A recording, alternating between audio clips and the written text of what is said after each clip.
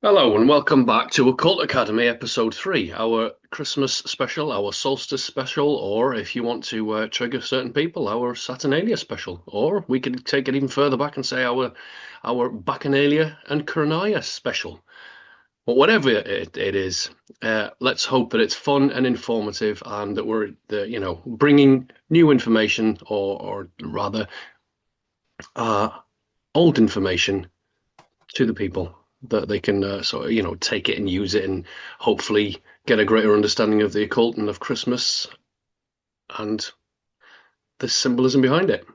So I'm struggling in my words today, Steve. What do we reckon's behind this? I'd say it's too Uh, much sunshine, but I think it might be a case of not enough. What do you reckon? well, that would be pretty topical. Not enough sunshine on the winter solstice. Personally, I think it's too much Christmas cheer. Oh, what have you got there? What is that? No, to be fair, this is just cranberry juice. But Oh, don't okay. be fooled. Don't be fooled by the Well, the liquor. cranberry, I mean, it's a red fruit. So, it's technically a Christmassy type drink, so we can go for that, can't we? Yeah. I'm going to say enjoy. I've got my warm non-alcoholic beverage, so I'm not being very posh today either. So Well, I genuinely think the whiskey helps. I yeah. don't know, I don't know, but anyway, cheers Cheers to you, with, mate. with my Stormtrooper cup. So if I miss my mouth, now we know the reason why. It's the Stormtrooper's fault, right? So Steve, we were about to go into Jesus, the Son of God. So Jordan Maxwell, us please, and Yeah, of course. Yeah, I let's mean, get into the rest of the presentation. Let's go for it. yeah, of course, Jordan Maxwell, he spoke heavenly about heavenly. Was that a Heavenly. Freudian slip? Heavily. He Oh, spoke heavily about right. certainly All Mr. right. JC and Stop. No, they're not right. So I'm not going to stop the recording, but they're never going to believe that we're not drunk. We've got. So now I think we have genuine plausibility for drinking in future drunken alchemical podcasts, which might now seriously be a new name for our channel. Sorry to interrupt. Please carry on. yeah. Well, Jesus, the Son of God. Well, I think before we unwrap the origins of Santa, we need to and I guess question the religious theme we've got going on. We need to Oh kind yeah. of look at the leading man in the Christian tradition, which is this man, Mr. JC, Jesus Christ, the one and only King of the Jews. So he's he certainly had a lot of similarities to um, or synchromistic qualities in alignment to what we regard as the sun in the sky. And I think it would be well worth bringing up a few elements of that because obviously there's a lot of scholars would argue that JC didn't exist. But let's dive into Right. some of those attributes. An interesting date, 330 AD, Pope Julius I declared December the 25th as the date of Christ's birth. But of course, this birth has never, well, certainly the date is never mentioned in the Bible. Certainly doesn't allude to December the 25th. Anyway, we can see many associations between Jesus and the Sun. Could we Jesus is, read a couple of those out? Can we have yeah, you? of Yeah, course. nice, Well, let's brilliant. let's start from the top. Yeah, let's go for it. Jesus had 12 disciples, and the sun has got 12 constellations. Jesus comes in the cloud for every eye to see, according to Revelation 1, verse 7. But Yeah. when Jesus died, darkness covered the earth. That would allude to the sun, the light of the world.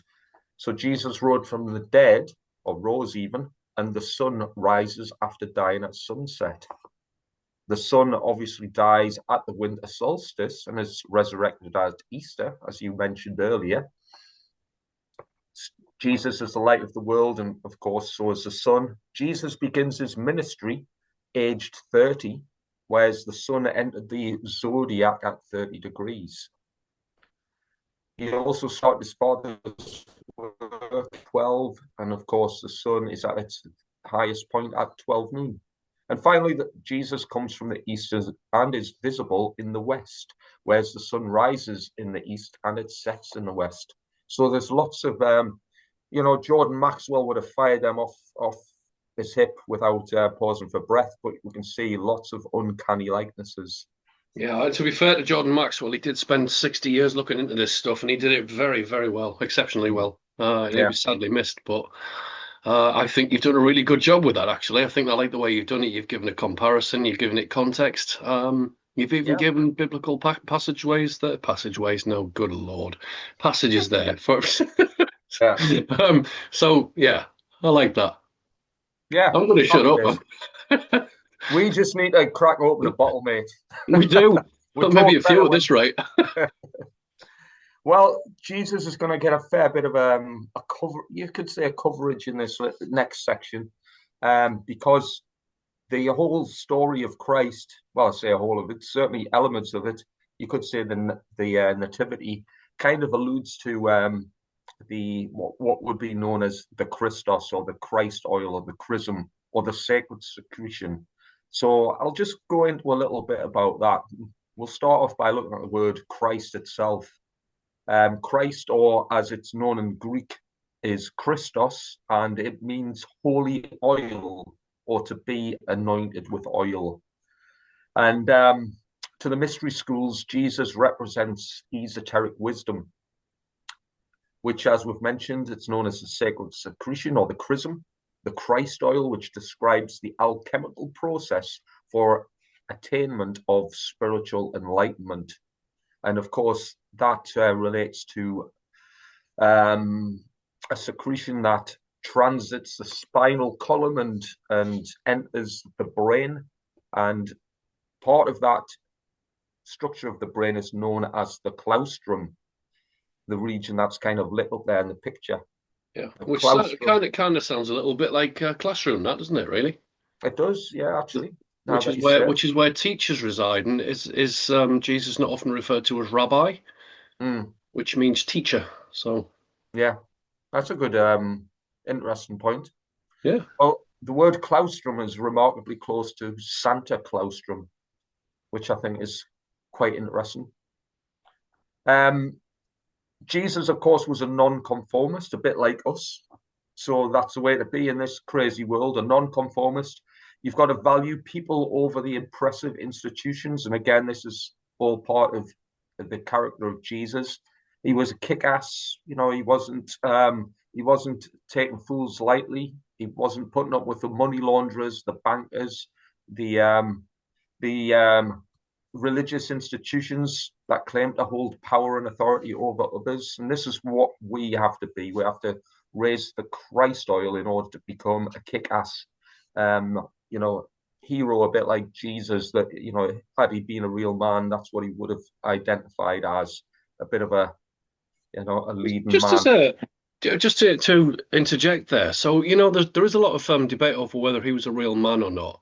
Mm. Um, And I suspect people who are not Christian would try and argue that he wasn't a real man, and that it is just sun symbolism or an alchemical reference. I think it's a merger between the two, but I genuinely think that there was uh, certainly a man that this is loosely tied to. Shall we come and go for that? Yeah, Um, well, yeah. so I mean, we do need a history episode, I think, just to cover this particular aspect because there's quite a lot here, especially towards the siege of Masada and the diaspora of the Jews under the Romans, and there's a lot there that I think is overlooked, which is embedded into things like the Book of Revelation. But again, I don't want to go into that here because it'll go way off topic. Mm. However, um, again, there's a lot of this stuff that it is deeply encoded. It's enriched with symbolism. Hmm. Um, I forgot where I was bloody going with that now, so I'm probably going to gonna shut up. But yeah, if we look at if we do look at the historical aspect of this, I think that it is roughly based on an actual human being that was a rebel. I think it's fair to say, who was crucified, Yeah. was Jewish, and I think, well, judging from the research that I've done in recent years, I think this particular individual actually triggered a war between Rome and the population of Judea at the time. Part of what led me to that is a brilliant book. I think I've mentioned it a few times. I'm gonna show you so that I've got a reference. It's the Hiram Key. Mm. So this links into all kind of esoteric mysteries, especially to do with Freemasonry and the Lodge and the Temple of Solomon. However, Christopher Knight and Robert Lomas, I think they were both Freemasons. I'm not entirely sure they were after writing this book, to be fair, by the sounds of it. But they do chronicle the very real possibility that Jesus was actually a real man that was against, I guess, like sort of syncretized with the Jewish religion, with the Roman religion, with various astrological frames of reference, with a lot of alchemical symbolism in there. Obviously, clearly, back 2,000 years ago, it wouldn't have been called alchemy. I suspect it would have come under another name, but it was linked with the mystery schools and the mystery traditions. It's just again, it's just a very interesting point of note that I genuinely think this is a real person. It could well have been a very enlightened person, very somebody who did belong to one of the mystery schools, one of the Essenes, if you like, one of the the secret members of the Essenes, like an offshoot of the main Jewish uh, kingdom or sect, I guess. I mean, so, yeah, for what if you want to look at it as a cult or a sect or a tribe of the Essenes. There's a lot there, but again, without going too far off topic and without going into that particular aspect of it, maybe we should justify that with an episode of the Occult Academy to look into the, let's say, mistranslations, false prophecies, or misunderstood prophecies of Christ, of Jesus, the difference between the word Messiah and Christ. And there is a lot of crossover there as well, but there is a slight difference between the two. There's a lot there. But anyway, as this is Yeah. about Christmas, we don't want to offend Mr. Jesus too much because it's his birthday, according to Julius. Was it Julius? Pope Um, Julius? yes, it was a Julius the First. There we go, Julius the First. So we wouldn't want to offend Jesus's birthday, according Yeah. to Julius the First. But anyway, right. But without further ado, Santa is shutting up again, and he's going to let Steve do his thing. Well, I mean, the take from, you could say, this current slide is the fact that there is an alchemical process that every human being is capable of doing, of participating in, which we'll be alluding to in a little bit more depth later. But essentially, to be like Christ is, well, put it that way, put it this way, you can't go wrong if you've got Christ-like qualities in your day-to-day life. And again, you could say having these abilities makes you an advocate for something called natural law, which is, of course, something that we want to do. We want to advocate for natural law because that's the way to end global tyranny. But Absolutely. again, that's a shameless plug for our Occult Academy, where we will give further teachings on that and how it works. But of course, the Occult Academy, well, there's that word again, the occult. And we've already alluded to the fact that the occult is like a gift for those with a free mind.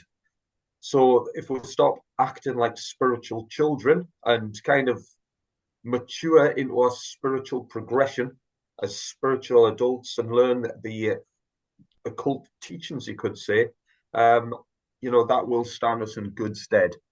But let's see what Santa's got to say. Well, one of the ways to understand and appreciate some of these occult teachings is to know about and adopt the trivium method. So this is something we've talked about a fair bit on the Occult Academy.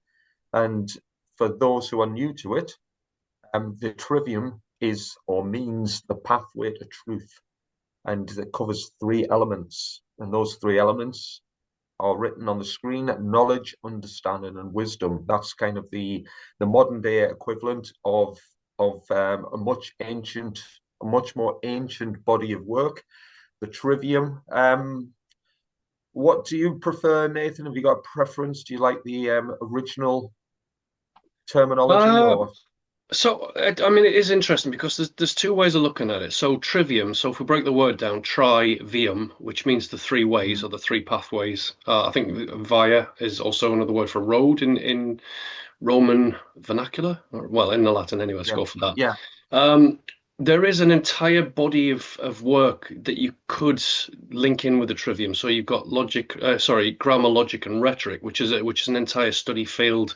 I guess it's the modern basis of English, isn't it? So like the English language is based upon these grammatical rules and oh God, this is where Holly comes in. So Holly's my girlfriend. She's an English teacher, and she would absolutely annihilate me for getting this wrong. But I'm sure she could correct me quite a lot where that's concerned. But the reason I bring that up is because the trivium is based on grammar and English, rhetoric, public speaking, to speak right, to think right, to know right. I guess it's all about doing it the right way, to go through the logical processes in the brain to be able to write it, speak it, and think it effectively. Um, if we give you the slimline version, again, I think I mentioned this. So during the seminar the other day, so this question did come up. Can you give us a bit more information about the trivium and how we can best understand it? And I think my response to that is the best way to understand it is critical thinking. It's the ability to take information, good information, or even if it's bad information, it's the ability to take information and discern, good from bad. It's to think about how it's used, how to use it correctly. So it's good information in, good critical thinking processes within the brain, which then leads to a good output of knowledge or speaking. You're passing wisdom on. So again, as Mark Passio would say, it's a little bit like a computer. You put basic input in. So you got information that goes in, then you process it, and then you churn it out as an output. So garbage in, garbage out, good information in, good information out. So if there's a lot of different ways of looking at the trivium. It also comes under the trivium method, which is again grammar, logic, and rhetoric. Knowledge, understanding, and wisdom. I don't really mind which is which. I think it was a very, very good way in the ancient world of getting people to think.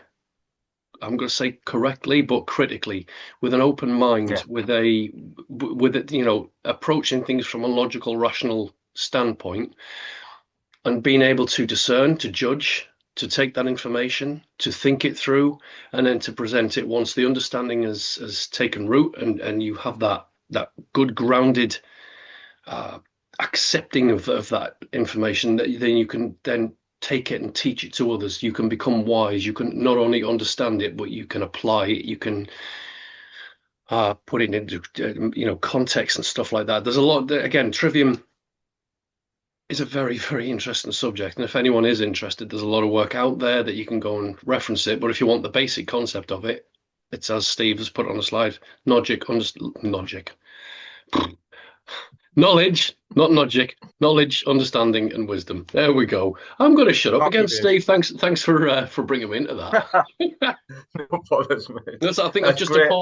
I've just appalled the entire English establishment. Any teachers of this subject, I've just absolutely annihilated it for them. Sorry about that. No, There that we was go. some brilliant descriptions, mate. Thanks for that. I I do mean, try.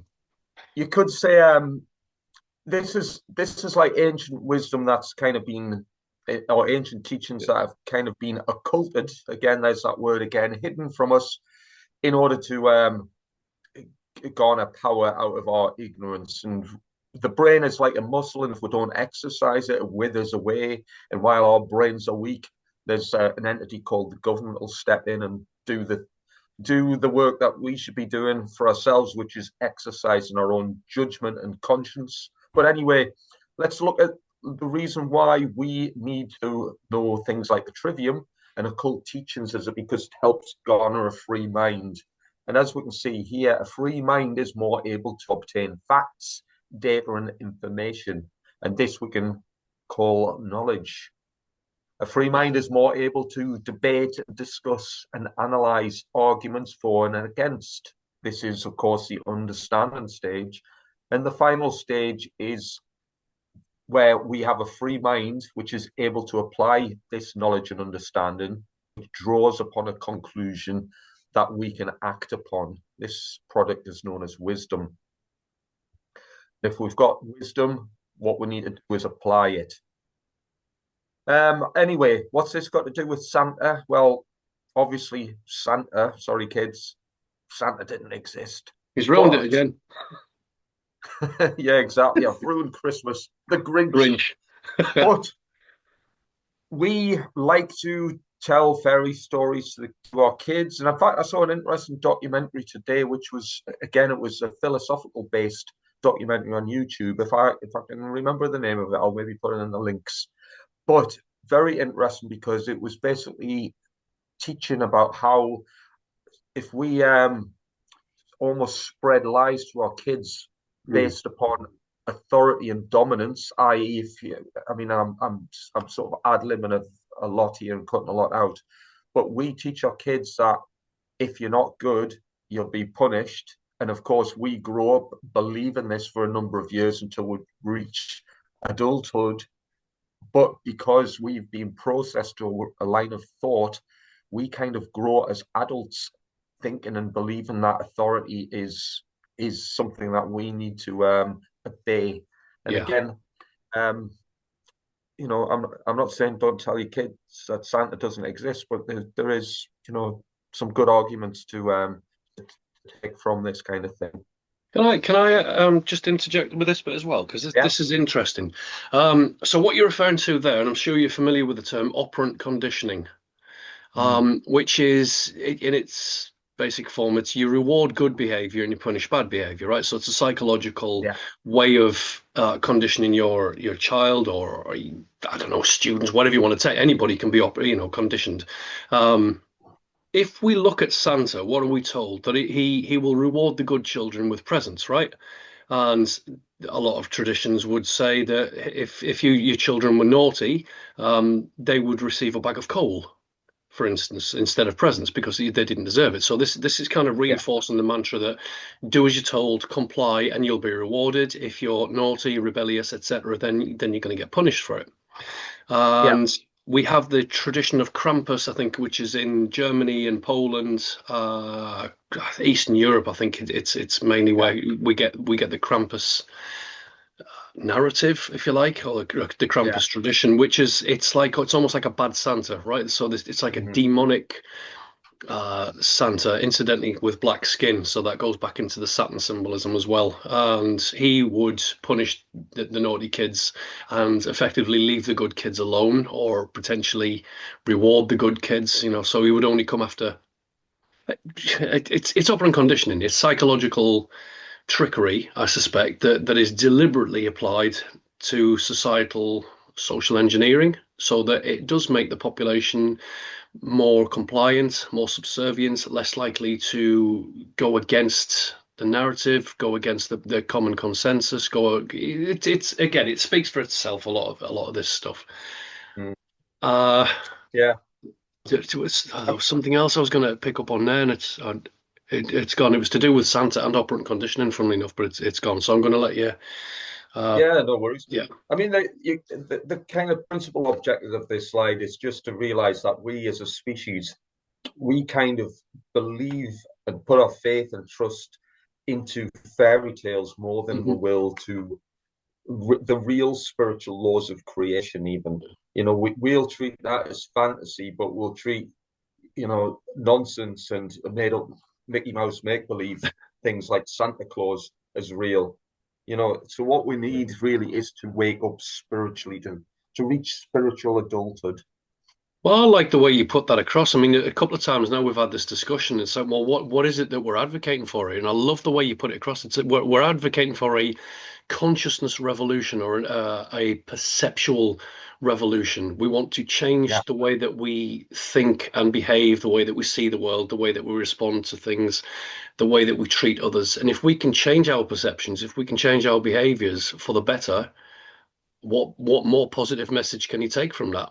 yeah, exactly. This is largely about expanding your perception, expanding your consciousness, bringing you out of the dark into the light. I think we've been in the darkness for far too long, if I'm being honest. I'm not even on about the last couple of years.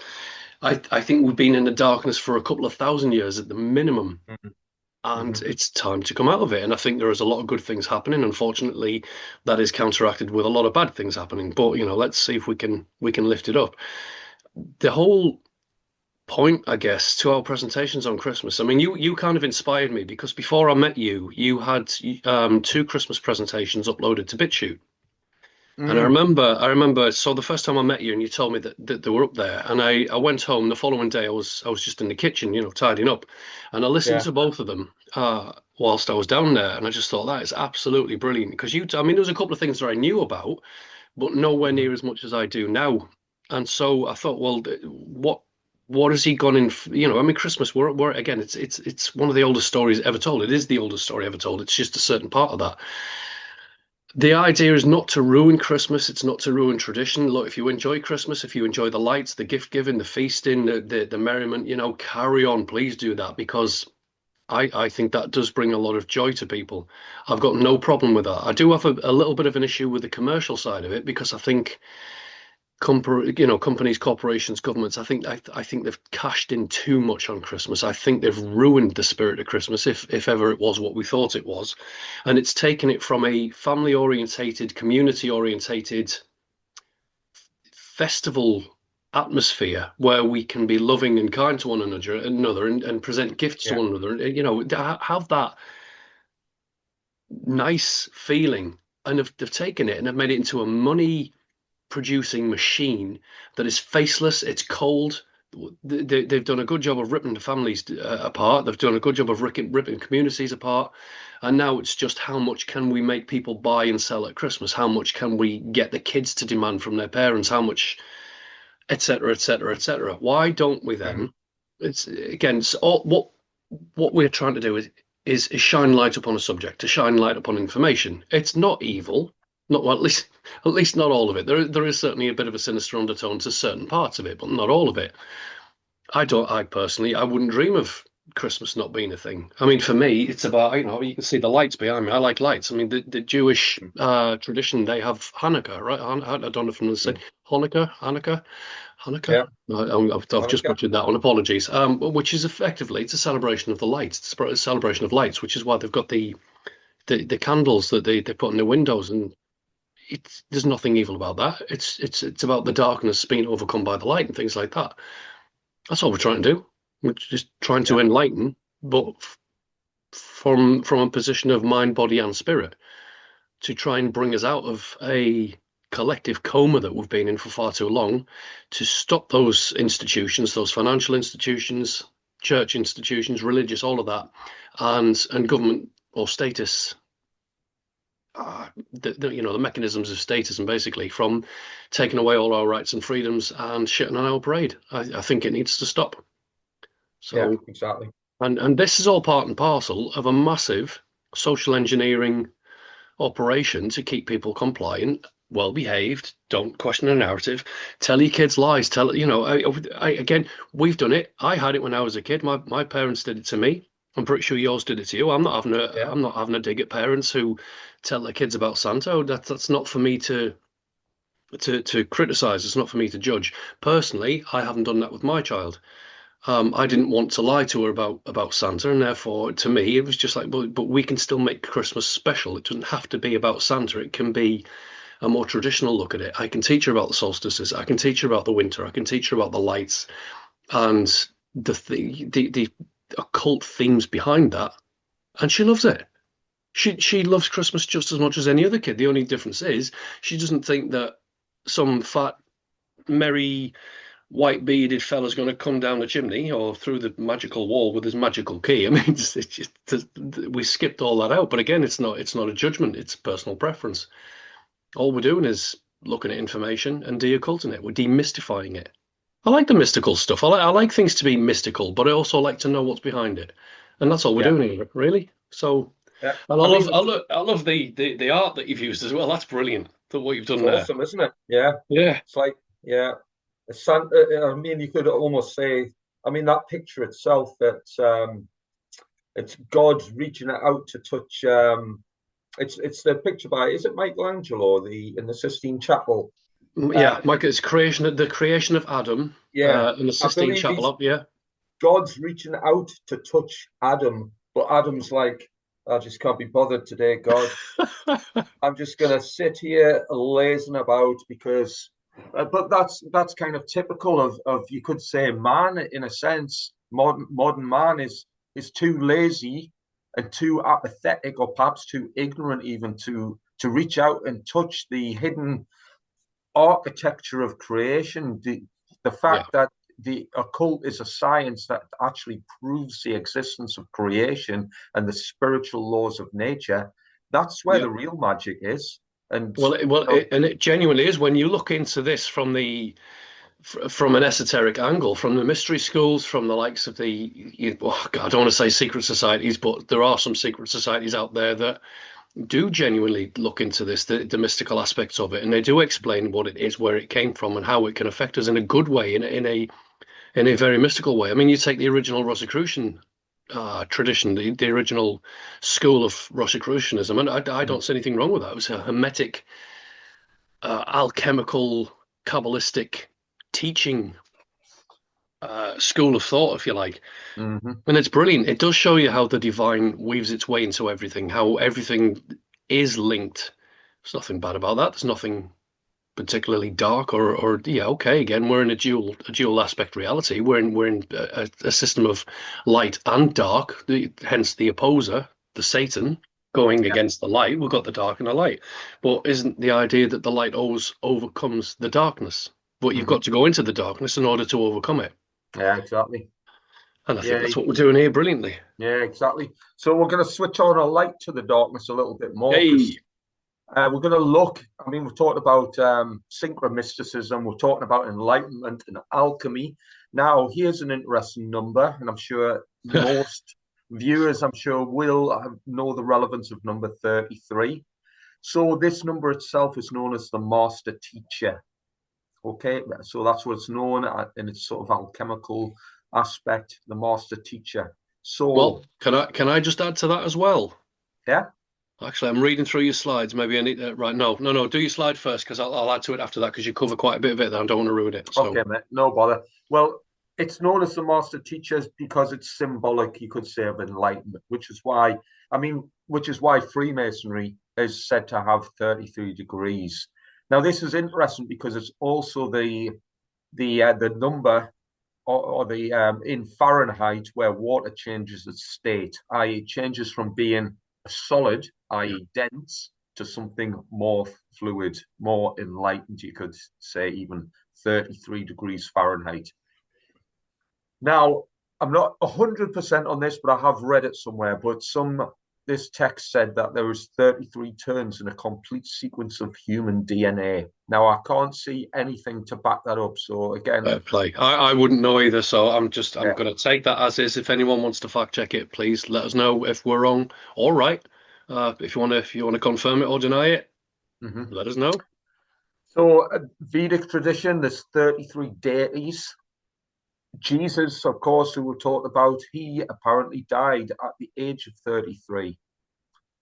I mean, he died at a place known as Golgotha, the place of the skull. And going back to the picture we've got presented here, God, if you look at where God is in the picture, it's a representation of the human brain, and the part where the God's arm comes out to touch the rather slovenly Adam is from the pineal gland.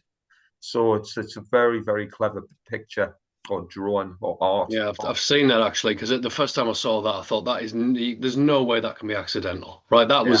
I mean, Michelangelo himself was an initiate of a mystery school, so I think he might have known what he was doing when he did those Yeah. fantastic paintings. Yeah. Yeah. A couple of other notable instances of this number 33. This is there's 33 bones or vertebrae in the spinal column. We'll be looking at that in a little bit more detail. But here's a very interesting point. The typical two-story house, the ones that you get on Christmas cards and you see Santa coming down the chimney, 33 foot tall. What a coincidence, eh? Well, I mean, let's not forget that I know it's a different number, but going back to 12 as well. I mean, you got 12 steps You go from one floor to the next, it's 12 steps, and the 13th is you've Right. arrived. So I mean, if Uh, we're looking at numbers. What I was going to add just earlier, I mean, so you've mentioned 33 is known as the master teacher. So it's one of the master, there's three master numbers, 11, 22, and 33. Jesus, going back to what I said earlier about him being referred to as rabbi, so these, his disciples or the crowds would always be like rabbi, teacher. So Christ was the master teacher, which just adds more credence to the whole alchemical yeah, 33 and the other things that you've mentioned there. I mean, there's more into it, and this is a brilliant look at that. So yeah, yeah. It's so fascinating. I mean, how people can knock the occult when you see some of these connections and these curiosities. I mean, it's beyond me, but there we have it. well, But I mean, just to look into that a bit. I mean, I'm I'm going to say spirit. I'm spiritual, right? I'm not new age spiritual. I'm genuinely spiritual. I accept that there is a spirit. There's a creative element. It's a conscious, creative force of mind and intelligence and creativity and all of that. I accept that without any argument whatsoever. Um, I like to just take the fluff out of the picture, right? I call it the fluff. So the new age fluff, the religious fluff, the dogma, right? Why we don't need all of these man-made strictures and rules and dogmas and things that all religions tend to come with. Take that away and look at it from a free perspective, and you'll take more out of it. If you can go into spirituality, true, genuine spirituality, my God, this stuff is brilliant. Pun not necessarily intended with that, but if you want to find God, you're never going to find it between the pages of a book, unfortunately. It might lead you in a general direction. It might lead you in a in a certain way of thinking, I guess, but you're never going to find God in the Bible. You're never going to find God from that. Oh yeah, I'm going to leave it at that. But again, so just because you and I are not religious, and again, if we take the word religion, it means to bind us back from progress. It's a clamp for the mind. It's to keep us in a fixed mind controlled perceptual prison. I don't accept that. And so therefore I don't accept religion. I do accept the truth that is embedded within religion. I do accept the symbolism. I accept the allegory. And you're on about earlier about believing in fairy tales. I mean, there's a hell of a lot of allegory in fairy tales. Uh, I would never underestimate. I mean, you've got Aesop's fairy tales. That was all astrological and alchemical. You've got Brothers Grimm, Hans Christian Andersen. They knew this. yeah, They knew what they were writing about. But again, all they were doing, I guess, in a lot of cases, was taking fairy tales that they'd come across and retold them in their own way. They added to it, and then this is how a lot of it comes to us. There's yeah, nothing wrong with that. I've got no problem with that. I am yeah. going to turn that. Oh, we've got the Russians back on Occult Academy, Steve. Oh, yeah. I'm So gonna have to. it's I'm all gonna right. have to I'll delete the Russians before we go to war with them. right. Okay. Let's. I got, Sorry, Mr. Russian. It's time to disappear. Bye bye. yeah. Yeah. So Well, this kind of breaks us in nicely to what we can say is the alchemical journey, the enlightenment journey, the Kundalini awakening. I mean, this is essentially part of what the Christmas story is as well. It's the yeah. enlightenment journey. I'll just move that aside for Actually, do you know what's occurred? You've just mentioned Kundalini awakening, right? yeah. We've missed one of the main protagonists of this, Krishna.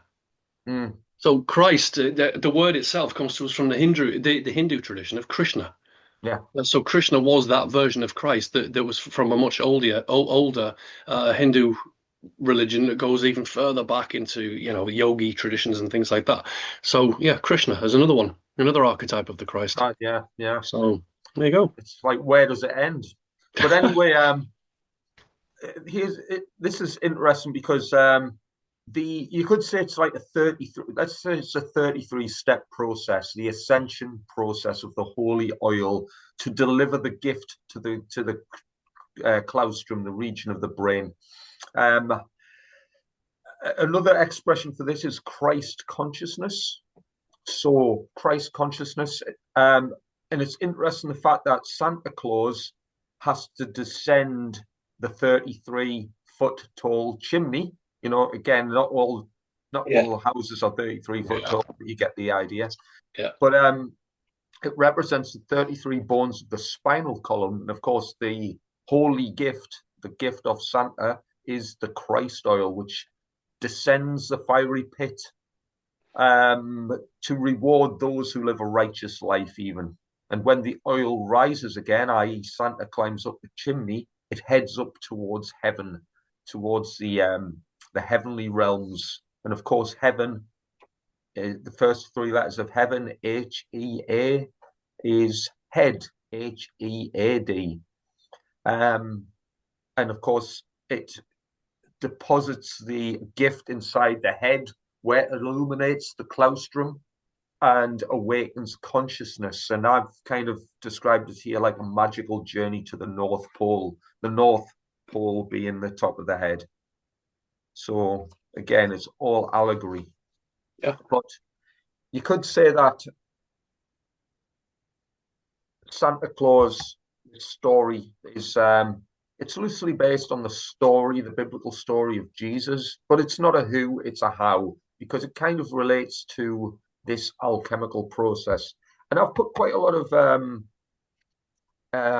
what's the word? Sort of synchronistic examples here of the various elements involved in this process. Yeah. One interesting aspect of this is how, I mean, enlightenment is fundamentally escaping the five sense illusion to develop the sixth sense. The sixth sense being the activation of the various glands, including the pineal gland inside the head. And I mean, there's five key elements to that.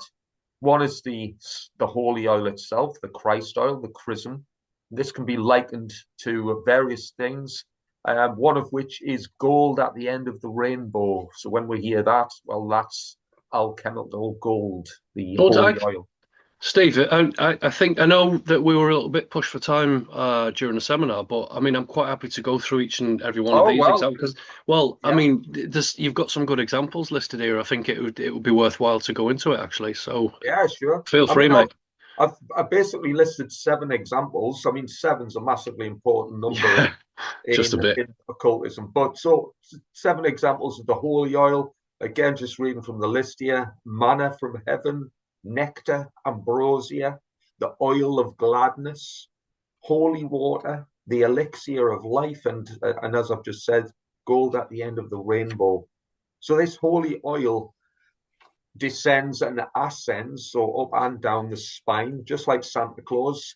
And some examples: Jacob's ladder, the stairway to heaven, Aaron's staff, the caduceus or rod of Hermes, the 33rd degree, because there's 33 bones Yeah. in the spine, the magic wand, again, because it's like a column or a rod, a column, and the tree of life. Speaking of columns, you'll see at the back of this picture, there's 2 columns, the red column and the blue column. And initiates of Freemasonry know all about Jacqueline and Boaz, the 2 columns in Freemasonry. And again, these kind of relate to the 2 hemispheres of the brain, the left and the right, the sun and the moon, or the sol and the mon, the Solomon. I was going to say it's the temples between the temple, isn't it? It's the 2 temples, the temple of God, which is where pineal, the seat of the soul resides. Yeah, exactly. I mean, Freemasonry as well. I mean, this is definitely something we can allude to in more depth another time, but Freemasonry is synonymous with the 2 columns and the arch that joins the two. And of course, this is the union of the brain hemispheres in alignment and balance, the male and the female aspects, which is important because when we've got this process, this alchemical process perfected, if you like, then we reach spiritual perfection.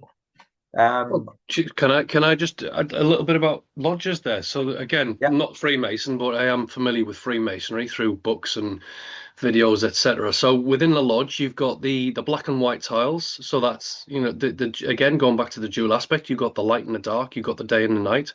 You've got the waters above from the waters below, as God, the first day of creation, God separates the waters from the waters. Also within the lodge, again, there's a very big emphasis on the 2 columns. It's based on the Temple of Solomon, I guess. All Freemasonic lodges are loosely based within that structure. So the outer temple and the inner temple, or the inner sanctum. And in case anyone's a bit, curious about the whole astrological or rather seasonal references here, the Freemasonic Lodge has three lights. I don't know whether it is still candlelight, but they've got three lights within the lodge, the inner sanctum where the lodge takes place. One in the east, one in the south, and one in the west.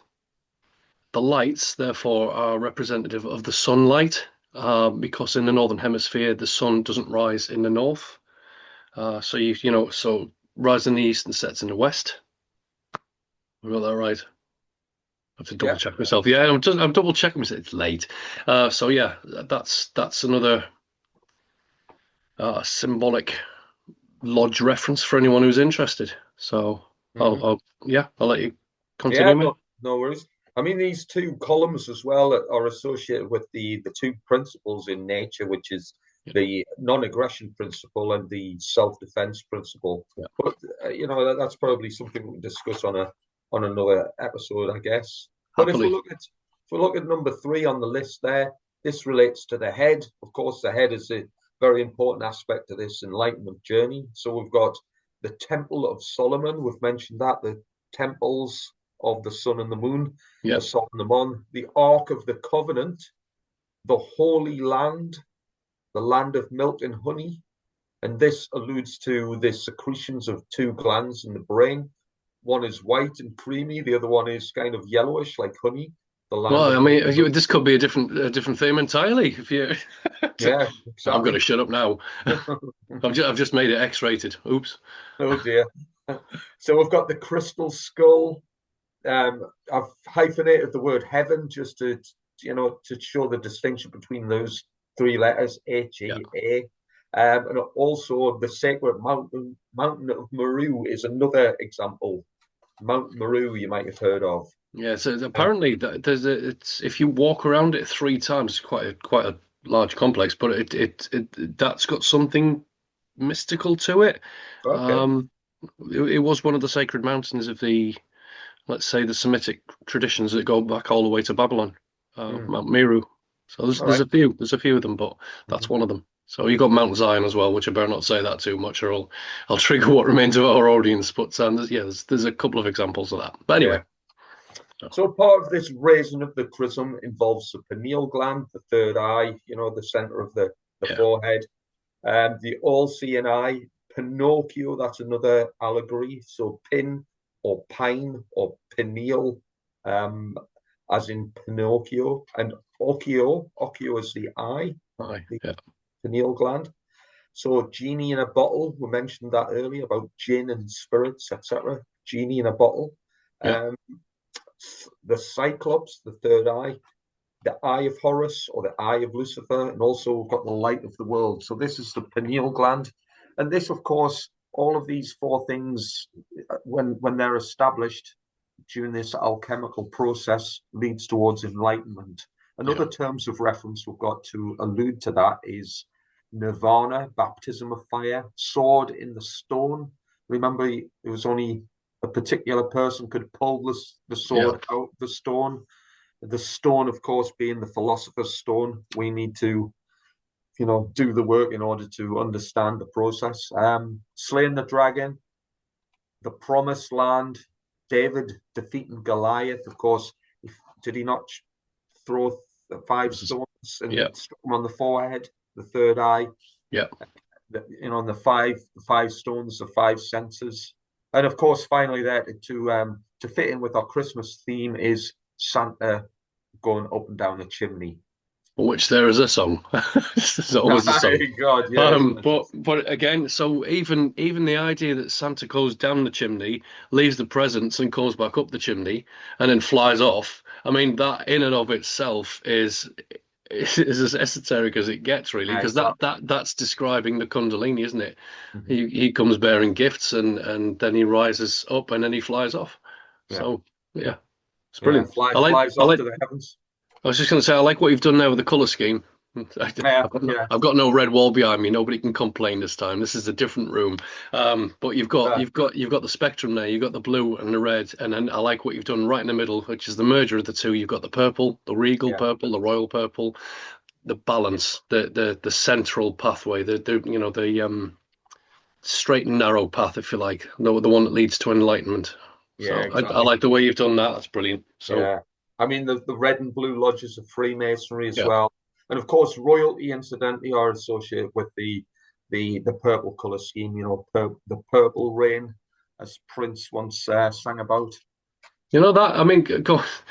I'm yapping about Rome again. I love the whole Roman history thing, but the whole idea of the purple being royal is because that was the color of the emperors and the kings before the emperors in Rome, Yeah, uh, and it had something to do with like a sea snail, which is where they got the color dye from, yeah, and it was really really difficult to get hold of apparently, and the process to get the purple dye from that was quite the process, and so it yeah, was held to be sacred, and exclusive to the noble class, the imperial class, if you like, or the senators, yeah. I because they think were that there's a word for that. It does forget. I do forget it. I think it's something like tezelet or something along those lines. okay. I believe it's a Hebrew word. But yeah, you're exactly right. It's got a lot of like mystical properties and a very particular shade of sort of bluey purple. Yeah. Yeah. But no, it's great. Again, it's fantastic, and I can't see why people wouldn't want to know this. If I'm being absolutely honest, sorry, I'm just putting the Grinches back on my feet. Go. I find this all fascinating, and we look at this, and what are we talking about? We're on about the spirit. We're on about God. This Yeah. is this is how we understand it. It's how we bring ourselves close to God. It's how we reunite with that. Yeah. So if you want spirituality, you're looking at it, I guess. Yeah. So, Sure.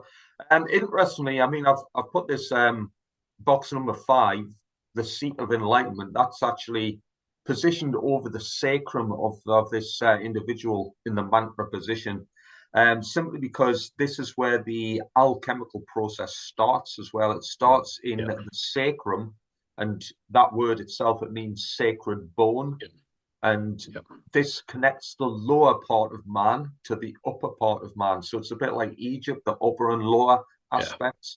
So it's almost like as above, so below. It's a union of these two realms, the up and the down. It This sacrum, it consists of 5 fixed vertebrae.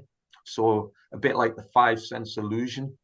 So these 5 vertebrae, even though they're fixed, if we can free, symbolically free these 5 senses, so to speak, we can sort of birth this dormant energy by going through this alchemical process. yeah. It's like a magical gift. But I think we'll move on from that because Well, I think it's a very good topic. I mean, again, it's talking about transmutation. It's about overcoming. It's about going into the darkness and rising from it. It's about going into the tomb. Again, you're on about the sacrum there. It's the wow, without bringing the tone down, the sack, isn't it? So it's yeah, Santa's bringing his sack down the yeah, chimney. Make of that what you will, and yeah, leaving his gifts. I mean, obviously, the chrism oil is also a sexual alchemical symbol as well. Without going too much to that, I think if we are talking about the occult, that's pretty much the heart of it. What you just looked at there, those 5 elements of and between the two columns, the left and the right, the blue and the red, that's the heart of all occult teachings. yeah, I think it's the secret of secrets is about the Kundalini rising. It's about that transmutation of energy. It's about overcoming the lower nature to reach for the higher nature. And obviously, the higher you get, the more difficult it becomes. But then the more rewarding it is as well. And you reach high enough, you reach the sky, the sun, etc. So yeah. all of this. So we can go into it in many videos from here on, future presentations, future talks, etc. But Mhm. if anyone wants to take anything away from that, you've just been presented with the secret of secrets, which in ancient times people would have had to have died for that kind of And they did. You know, a lot of the Yeah, trials for the mystery schools, they will have died for that, just to be initiated to get a slight chunk of that to yeah, digest over a lifetime. So you're welcome. yeah. How's that for a I mean, gift? yeah, exactly. And I mean, this is available to anybody, and if anybody wants to receive the ability to become enlightened, well, the only thing stopping you is basically yourself. So this is achievable. Of course, certain things make it difficult. You know, government, religion, Censorship. yeah, all of these things make it difficult. But I mean, I'll just going to read from the slide there. The transformation of enlightenment is described as a potent force that can lead to higher consciousness, spiritual ascension, and the embodiment of Christ-like qualities within oneself. The sacred secretion represents dormant potential within us to activate the pineal gland, and it can essentially light us up like a Christmas tree, as this Brilliant. picture kind of shows. You know, we're talking about words, and we're on about sacred there. So sacred also is interchangeable with the word secret. So Yeah. if something is held as being secret or sacred, it's got the same root meaning. But if we look at light as well, so we get the word halo from holon, so it's a particle of light, right? So even that, just if something is hallowed, what are we talking about? It's something that is sacred, which is something that is secret, which is something which is secreted, which then brings us back to the Kundalini process, the oils within. So it's a sacred secret that is secreted. Mm-hmm. Um, so for anyone who's interested in a bit of etymology there, again, it's the same with halo or hallowed Yeah. as it is with that. So there you go. Yeah. Yeah. Interestingly, I mean, there's another biblical passage there, Genesis 32. And Jacob called the name of the place Peniel, for I have seen God face to face, and my life is preserved. And I And mean, you can, is that not after he climbed the ladder to heaven, Jacob's I ladder? believe so, yeah, There Jacob's you go. ladder. Yeah. Makes sense, doesn't it? Absolutely. Right, what we up to Uh-oh, he's now? back. Oh, we've had a comfort break, so back in the room. Right, I'm going to upset some people here. Uh-oh. You'll It's find usually out my job, isn't shortly. it? Yeah, I know, but you know, I might get ejected out of some nightclubs for saying this. All right. Do you really want to go to a nightclub these days? Forget Yeah. that. No thanks. Hey, it is Saturnalia. You got to let your hair down. Couldn't think of a Anyway, worse place to be honest. Nightclubs are not my scene. No thanks. Give me a library. There you go. yeah, we've seen that many of the deities we associate with Christmas and Santa Claus, the archetypes such as Nimrod, etc., they all come from the north. But does Santa really live at the North Pole? So what we've got on this slide is a few little elements of what, you know, how can we define what Santa is like? Well, he wears red and white. He breaks into houses. He's got a large stock of brand new electrical items. He drives about in an unregistered vehicle. He drinks a lot of alcohol all night long. He only works one night of the year, and he hangs out with some weird looking friends. But basically, Santa's a chav. That He's a road not man. only is he a chav, Santa is from Sunderland. So obviously I'm from the northeast. Curiously enough, Sunderland actually beat Newcastle the other day by an own goal. So Well, yeah, somebody had to score for Sunderland, right? exactly, Well, that's us done for again. Sorry, exactly. Christians, flat earthers, and now football fans. We're doing great, Exactly. aren't we? We're upsetting everybody. That's one of the good things about the occult. Everyone gets a taste of Lincoln hardship, don't they? But here's Yeah. some more common ground. This is Jesus and Santa. Jesus says ho ho in Zechariah 2, but Santa says ho ho ho. Jesus comes from the north where he lives, but Santa comes from the North Pole where he lives. Jesus is a carpenter, Mark 6, verse 3. Santa is a toy carpenter. Jesus is omnipotent and all powerful, but Santa can deliver toys all across the world in a single night. Both Jesus and Santa have kids, and both of them also give gifts. But one of them's true and the other one is a fable. So there's some But similarities. which is which? Exactly. Anyway, the kind of the associations get weird and wonderful. For Santa, of course, the word Santa is an abbreviation. Is that the right word? Abbreviation? An anagram, I guess. Anagram. It's Yeah, an anagram. thank you. Yeah. It's No, an that's all right. anagram of Satan. So it's a direct anagram of the term Satan. Um, of course, Satan, if you look into its sort of planetary associations, Satan is associated with Saturn. And of course, those two words are massively similar as well. There's just basically, instead of an extra A, you've got a U and an R in there. So again, it's a very close anagram. Yeah. Saturn is Satan and Satan is Saturn. So essentially, Santa is just another association with the underworld. Interestingly, the word Klaus, as in Santa Claus, Klaus can be, we can derive the word Lucas from that. And of course, Lucas is similar to your name, Nathan, sorry, mate, is Lucius, another derivative of Lucifer. So, Have we got so I love this argument again. This is a Christian argument. They will say that Lucifer, Satan, and the devil are the same thing.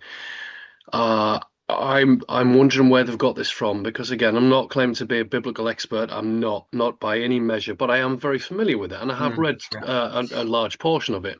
There is nowhere where Satan and Lucifer and the devil are the same, maybe with a slight exception of the Book of Revelation, depending on what variation you've got of that. But again, that's an astrological book.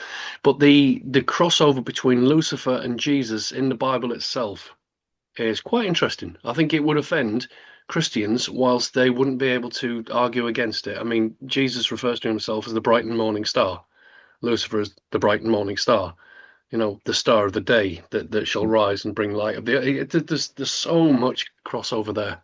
And yeah, again, don't accuse me and Steve of corrupting this. This is in the Holy Book. So any Christians who are offended by this, please get yourself on. There's a lot of good biblical websites there. You know, go and do that if you don't want to read your Bible, or if you are familiar with your Bible, go and check it out.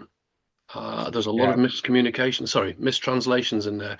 A lot of things that have been taken massively out of context. That's yeah. one of them. Anyway. I must admit, I think many of the advocates for Christianity would have probably switched off about slide 3. Well, they probably would have, but here's the greatest irony of it all. I mean, we're talking. I mean, effectively, we are talking about a Christmas Christian tradition, right? I mean, look, if you take it back to Saint Nicholas, Christian tradition. If we take it back to, uh, again, Saturnalia, Roman religions, and things like that. That's why Christianity was formulated in the Council of Nicaea. Um, it's not so much about offending them. I wish that they would be willing to challenge themselves, to challenge what they think they know, and actually, you know, double check some of this. But again, if we look at the most ironic part of what we're doing here, Christianity at its core is this. So whenever somebody says to me, "Are you a Christian?" Well, I'm an esoteric Christian, Yeah, right? I accept the Christ. I accept many aspects of the teachings of Christ, right? So I would like to refer to myself as a true Christian, right? It's I accept the true teachings of it, the no fluff, the no VAT version of the spiritual part of that. yeah, And you again, there's books out there on the subject of esoteric Christianity, and all it does is it strips away all of the I guess allegory and shows you what it actually is. And again, you've got the internal, the esoteric, alchemical uh, element of that, and then you've got the astrological, the external elements of that, and it's yeah, all embedded within it. And that's what it's linked to. And again, yeah, there's if we look at it from Old Testament perspectives, yeah, you could argue that some of it's quite dark, some of it's quite evil. But then again, the Old Testament is a library of books. It's not just a concise one book. It's many different books of wisdom, of poetry, etc., etc. I would say that true Christianity is what we are discussing here. All we're doing is stripping away the added layers.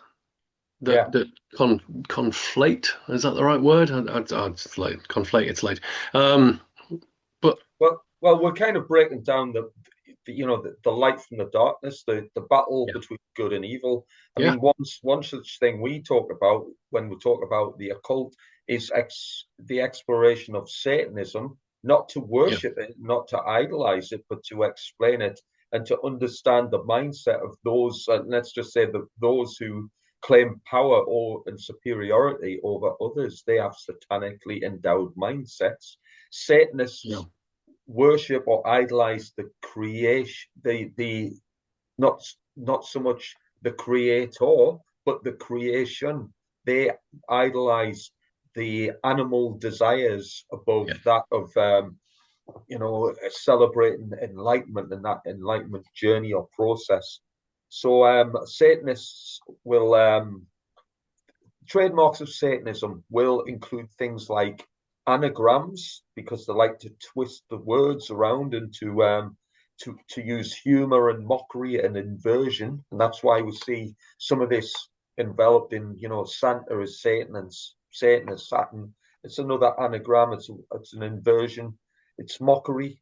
Also, they'll kind of you could even say Christmas, the Christmas celebrations invert the means to achieve enlightenment, which is why you could say this is why it's called the Christ's Mass. Yeah. But exploring Santa Claus a little bit more, well, there's such a thing in ancient times, the cult of the mushroom.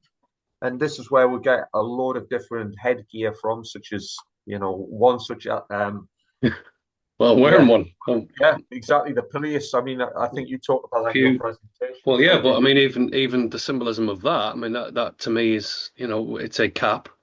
Mm-hmm. You could say it's a freedom cap or a liberty cap, for example. Yeah, exactly. If you want to talk about Santa caps and hats and Phrygian hats, Yeah. the cult I of mean, the mushroom certainly discusses that.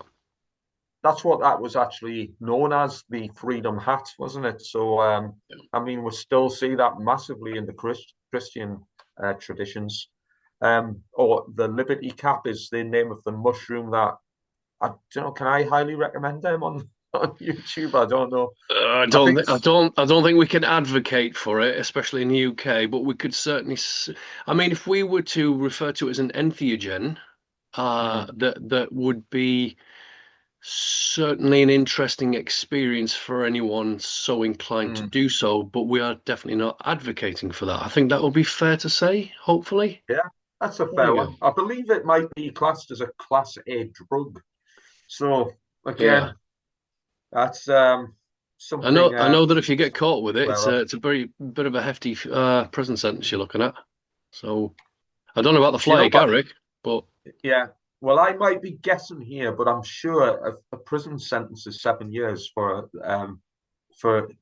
liberty cap possession, which I think is an interesting number in I itself. was going to But say, I mean, seven. You've got the seven there had for to that be, one. I didn't mean, it? Yeah. that's a bit of a Yeah. it's a nod, isn't it? As they'd say, it's a nod to their Yeah. brethren to say, yeah, we know they're, they're looking into our domain here. We can't be having Yeah. that. 7 years, mate. Yeah. Yeah. I mean, all I can say is if it's 7 years, it must be some seriously good shit. So not whiskey then. What we're saying? Whiskey's not good because it's not banned. Right. So, from one magic mushroom to the other, obviously, you've mentioned the fly agaric, and obviously, we know that this is the red and white polka dot thing that you see in fairy stories and forests all over the place. It's based. I mean, look at the picture of the ancient village shaman there, who's got the red and white color scheme going on there. Same with the mushroom colors depicted in the middle picture with the reindeer, because reindeer in northern regions love to eat the fly agaric. By the way, this is classed as a toxic mushroom, so a little bit of a warning there. I think these things can be consumed. I don't know the legal implications of that, but I do Hmm. know as well that there is certain processes in order to render it safe to to consume. I don't know how that works, so I'm not No, I mean, person to I guide. hear varying accounts that some people say that it can be taken, as natural, raw. Let's say raw. Other people say that you need to filter out the toxins. I suspect it's a little bit true on both accounts. Either way, if you are going to try such things, be careful. Yeah, Don't just jump in and think, oh, I'm gonna pop one of those and I'm gonna have this wonderful psychedelic experience. I'm gonna get close to God. No, do seriously do a little bit of background on this one. Talk to somebody who knows a bit about it. Read a couple of books, maybe. Watch a couple of videos. I certainly wouldn't advocate just. yeah, Especially for the fly agaric. I don't know enough about it. Apparently, it is a toxic substance. Just be careful with it. yeah. I mean, the reindeer. So the idea of the reindeer is they I think it's a process in their stomachs. So there's something in there that filters out the toxins, which is why we have the fountain of youth. I'll leave that to the viewers' imaginations, and Yeah. you know, I'll leave that one with you, Steve. Yeah, exactly. Now we can certainly see the colour scheme going on there. Yeah, The red and white, and we see the Santa style papal robes as well. So yeah. there's definitely more to meet the eye with some of these associations. Again, it's all very interesting. It's all worthy of further exploration. But let's move on a little bit. Let's look at this guy. This is it's Anton LaVey, but for this presentation, he's going to be called Santon LaVey. Oh, I Okay. like that. I got that out of a cracker. Anyway, Oh, I'm sure you did. I've got a dad joke book downstairs. I'm going to bring that for the next one. right. I like it. I like it. Well, Santon LaVey was the founder of the Church of Satan. So, right, that brings me on to this phrase, ho, ho, ho. Now, it's almost like throwing the devil horns at somebody saying this, because this was once known as the devil's bluster. And this kind of, I think it stemmed from about the 15th century when this was like an opening line to announce the presence of the devil coming onto the Oof. stage. Ho Okay. ho ho! So I'll be exploring that in a little while, but first, it's worthy to note that Santon LaVey said, "Quote: I'm glad Christian parents let their children worship the devil at least one night of the year." Is So that something you actually said? apparently, so yeah, he's quoted Interesting. saying that. Yeah. Well, okay. Back to that term ho ho ho. Now this is interesting, right? Between the letters H and O in the alphabet, there are 6 spaces. So when you say ho ho ho, you have got a very connived, secret 666 being pushed out into the cosmos when you state that. Quite funny, isn't it? Certainly interesting. I mean, is it coincidence or is it deliberate? Or is Well, it a bit of both? Is it the Matrix just putting it in there for us and we just have to, demystify it or exactly. Yeah, encode or not encode it, decode it? yeah. Have you God, interesting words on the screen there. Thanks for that, Steve. Did you go into the Saturnalia version of Ho Ho Ho? No, you've got some understanding on that. That's worth mentioning. Do you mind if I just chip that in Go very for it, of quickly? course. Yeah. So Saturnalia, during the gift-giving stages of Saturnalia, the Romans would go door to door, and again, any part of the empire would celebrate Saturnalia, but they would go door to door, gift giving, giving good wishes out and telling jokes, passing on little messages and things like that. And they used to have a saying which was "Yo Saturnalia," so it was spelled I-O. So in the Latin, that was "Yo." So if you look at the Latin version of that, and so I think there's a part of the ho ho ho that's also linked into yo yo yo Saturnalia, but so now it's ho ho ho Merry Christmas. Mhm. Uh, so that was an interesting one I came across recently as Yeah, well. it is. Yeah. So there you go. All part of life's rich tapestry. Right. Let's have a look at Santa and Satan because there are links to these two gentlemen. They live in a remote place. They both wear a red costume. They both punish bad people. They visit children at night. They descend into fiery pits. They have supernatural powers. They can be bribed to secure favors.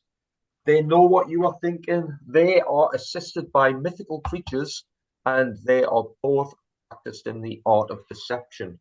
So Santa is not just an anagram of Satan. They practically are the same archetype. Here's where it gets interesting, because if we look at a gematria calculator, well, in English gematria, the term Santa Claus spells out that number 666. So for anyone watching this who doesn't understand gematria, think of it like an alphanumeric code where certain letters have certain numbers associated with them. And of course, we can read a word in terms of a codified number. So that number 666. Right, let's move on slightly. We've talked about the Christmas tree. It's Where did you get that? I want that image. That is brilliant. Well, I could send you out. It's just online. It's class, isn't it? It is a bit. I mean, I Yeah. can't say now because today I woke up with a red eye, so it's a blood vessel's popped in my eye. So, well, I assume that's what it is anyway. So that's interesting. Yeah. Well, we've talked about the number 666, so I'm going to just talk briefly about some of the associations with that. So 6 is the number of incompletion and ignorance. And if we were to break down what that actually means, well, we have a three-part essence to our being. You know, we are capable of thoughts, emotions, and actions. So if we are the number 666, for example, that would relate to ignorant thoughts, ignorant emotions, and ignorant actions. So these three attributes or, character flaws could be associated with the three limitations of Freemasonry. In the Freemasonic tradition, they'll know of something called the three assassins. And again, I'm not going to go massively deep into that. By the way, I'm not a Freemason, in case anyone's wondering where I get my information from. Anyway, Well, I was going to say the pair of us, the reason we're so familiar with it, I suspect, is through reading a ton of books again, just like that one. You know, coming from Freemasons about Freemasonry, I learned a lot about Freemasonry from the likes of David Icke, from Jordan Maxwell, from Mark Passio. You know, it's out there. The information's out there. You don't have to be one to know what goes on. So there you go. I'm going to copyright that. That was quite good. Excellent. Well, the three assassins in the Freemasonic legends do relate to these three conditions, these limitations: ignorance, apathy, and cowardice. So these are the three things stopping anybody from achieving enlightenment. And of course, you could say lots of these attributes are kind of compounded during the Christmas period when we'll let much of our spiritual progress slip a little when we start drinking and boozing and partying and clubbing and which we would know nothing about as far as the booze is concerned. Exactly. I mean, I would never touch anything like that. I didn't until recently. I was fairly teetotal, not completely, but fairly. Just can I add to that as well? So the Star of David, or should I refer to it as the Seal of Solomon? I think it would be more appropriate. So obviously you've got the 666 embedded within that. No, I'm not suggesting that Jews are evil, so please bear with me. But it is an interesting symbol. If you've got 666, you within the inverted and the upright, the blade and chalice, the upright triangle and the downward pointing triangle. If you overlay them, again, it's got a positive aspect to it and a negative aspect of it. One of the positive aspects of it is it's the union of opposites, right? So it's a number of completion, but it can equally refer to 666. So you've got 6 sides, 6 triangles within that, and then you've got the hexagram in the middle, which is again it's another 6. Incidentally, it's known as putting the hex on people. So obviously a hex is a curse. So some people would say that if you put the Seal of Solomon on, again, I'm trying not to demonize anyone for this because I don't agree with a lot of people that say that, anyway, without going to that, I don't agree that they're the bad guys, let's say. I suspect there's definitely an angle to that, which, but we're not going into that. So it's just it's again just looking at the triangle. You've got also within the triangle you've mentioned there the three facets of man. So you've also got mind, body, and spirit within that. Hmm. So you could Hmm. overlay that with the triangle that you've already covered there. So Yeah, yeah. I'm trying yeah. to choose my words carefully because I don't want to be accused of hate speech. I'm genuinely not anti-Semitic. I don't go for any of that. Hmm. Equally, I'm very well aware of a trouble element within. Yeah. Yeah, I yeah, mean, yeah, without going too deep into that, I mean yeah. that's likely to be another kind of psy-op in order Yes, to yeah, distract people from the true, yeah, the true wisdom necessary to take right action in the world. yeah. But Well, you, what does you it know, do? I mean, effectively, it puts you in a form of extremism, doesn't it? It's saying that that's all bad, therefore the opposite must be all good, or that's all good, yeah, therefore the opposite must be. It doesn't work like that. yeah, It never has worked that way. And if you're thinking in extremes, you're not thinking critically, unfortunately. So yeah, if you precisely. can, if you can, just have a look at your own thinking on that one. But anyway, I'll Yeah. carry on, buddy. Well, I mean, slide is titled "Reach for the Stars," and you've mentioned a little bit about the Star of David there. But because it's Christmas, of course, Christmas is a limiting factor towards achieving the alchemical perfection. I mean, in alchemy, to achieve the highest potential is known as the great work, the alchemical great work. But society, culture, religion, government, conditioning, education, all of these, or many of these things, suppress the ability for us to achieve enlightenment because everything's a barrier to this. Um, Yeah. and Christmas in itself, it kind of it causes a lot of stress. There's lots of, you could say, unresolved emotional trauma associated with that time of year. The cold weather, for example, the dark nights, this all kind of drags you down. Yeah. Environmental toxins, poor diet, too many Christmas puddings, lack of exercise. Actually, Uh, funnily enough, I mean, you're on about poor diet at Christmas time, and we know, okay, it's based on the Feast of Saturnalia, right? I get that, and it's a feast day, and it goes all the way back into ancient times. But is it not one of the seven deadly sins according to the Christian faith? Gluttony, greed, too. So yeah, we've got to, so should we be advocating for this? yeah, You've got the capitalism behind the greed. You've got the gluttony, which is eating too much and drinking too much, and then you're getting possessed by spirits when you're drinking too much alcohol. So there's a lot to consider with that. yeah. I would suggest that if you are a true Christian that wants to avoid any kind of malevolent evil influences, you might want to consider that you're breaking two of your seven cardinal sins, as well as uh, overindulging with demonic entities, if you like, or Mm. or spirits. Yeah, Well, I'm going to stop precisely. offending the Christians now. Sorry. So, Well, the whole Christmas period, you could say, the Saturnalia traditions act as biological blocks. So we can't raise the chrism, the Christ oil, and have that subtle body chemistry at its perfected during that period of time. Um, this is why we've got the word Christmas, the death of Christ. Essentially that's what we're doing. We're killing the ability to raise the Christ within ourselves. Um, yeah, well, let's move on. Let's see what else I've got on this slide. I've got to be honest with you, Steve. I know you've done a couple of Christmas presentations in the past. I know we've had some mixed criticisms for that, but your presentation's fantastic. Uh, Thanks, mate. as was your presentation. Obviously this is the one that you presented in the seminar the other day. Yeah. And it went down very well. There was no negativity or fear associated with this. Nobody accused us of being devil worshippers or Satanists or anything like that. They were open-minded. They were inquiring. There was a lot of questions there, and Hmm. everyone left happy. Nobody was convinced that there was anything being advocated or suggested other than presenting information. So I just want to put that out there because I Oh, know thanks. we do get a lot of flack, but the presentation's bang on the money, mate. It's fantastic. Thanks, mate. That's much appreciated. I mean, this slide, it's just basically going over what I've just remarked upon there about biological blocks. But essentially, what we can take from this is don't be a bad Santa.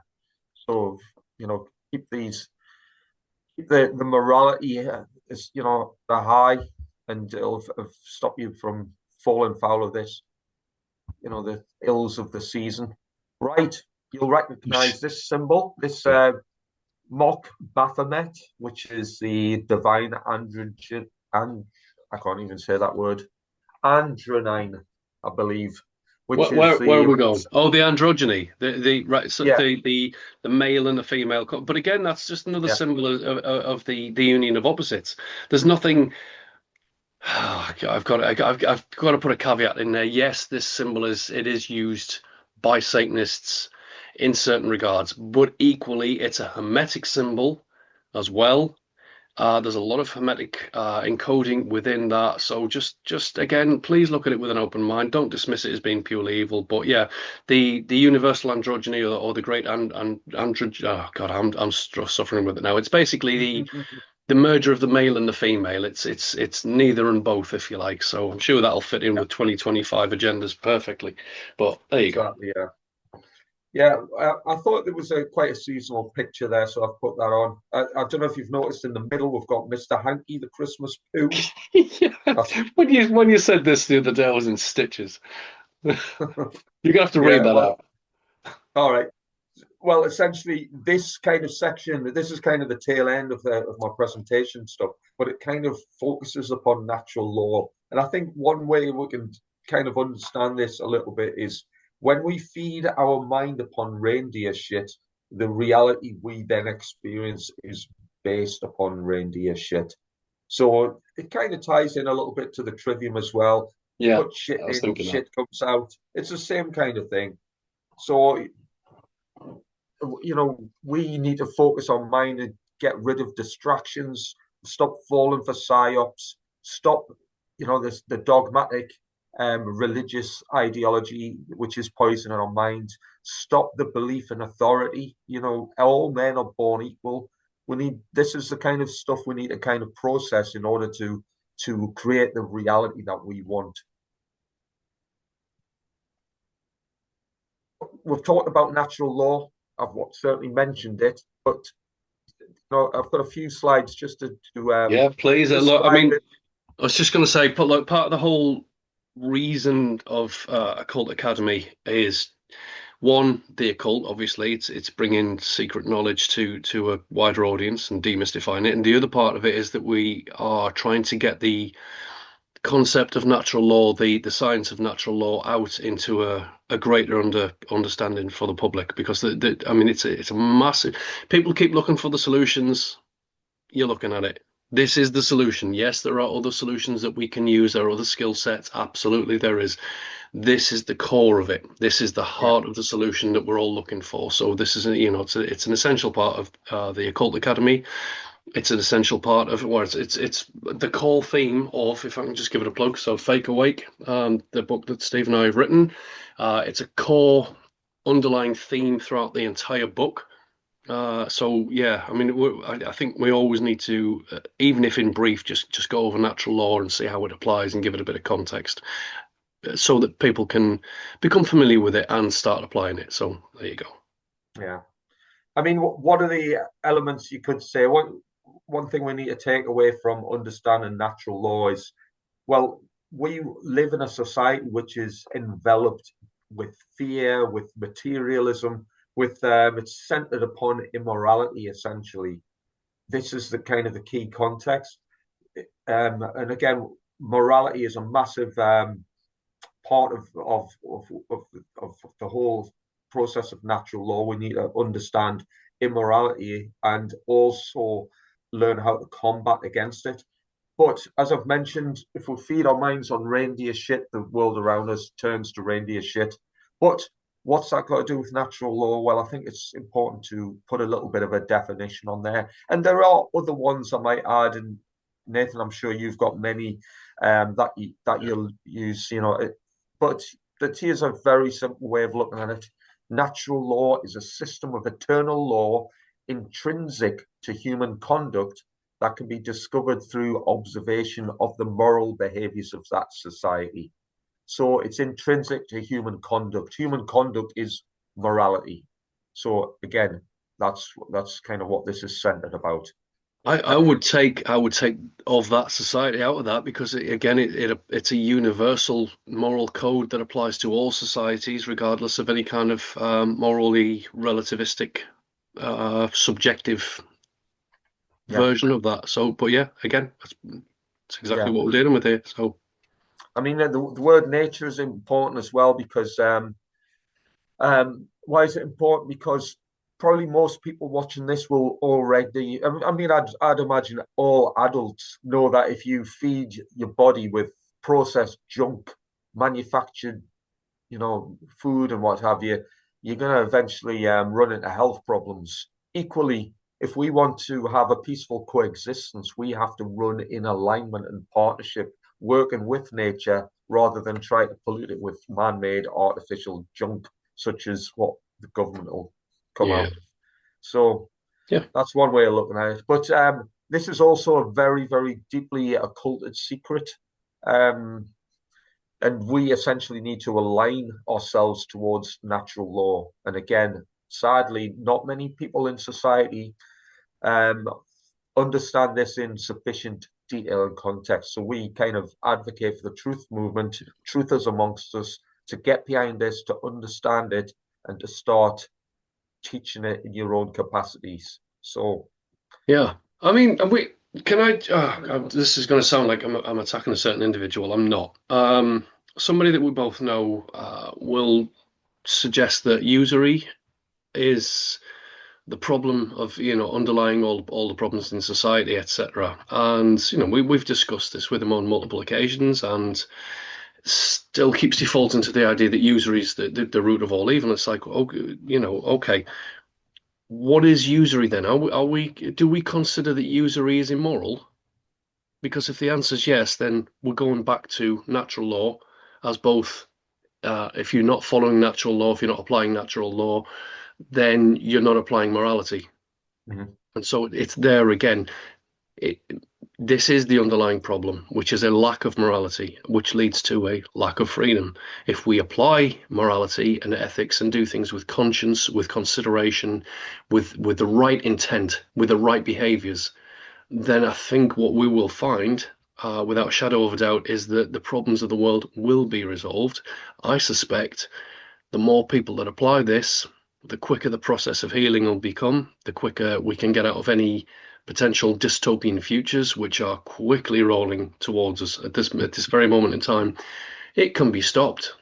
It can be prevented. Even now, we can stop that from happening. All it requires is that people become moral, ethical, considerate, caring, uh, thinking, critical thinking, open-minded, and considerate. That's all that it takes. Really, it is all that it takes. You cannot have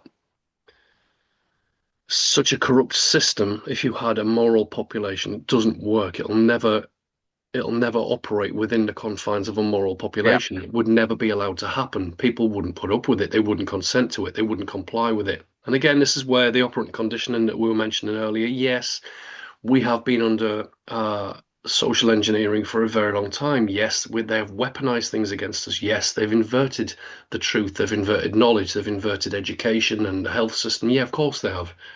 All right. So then become aware of that. Become aware of it and invert it again. Turn it back to where it was. Turn it back the right way up. It's not impossible.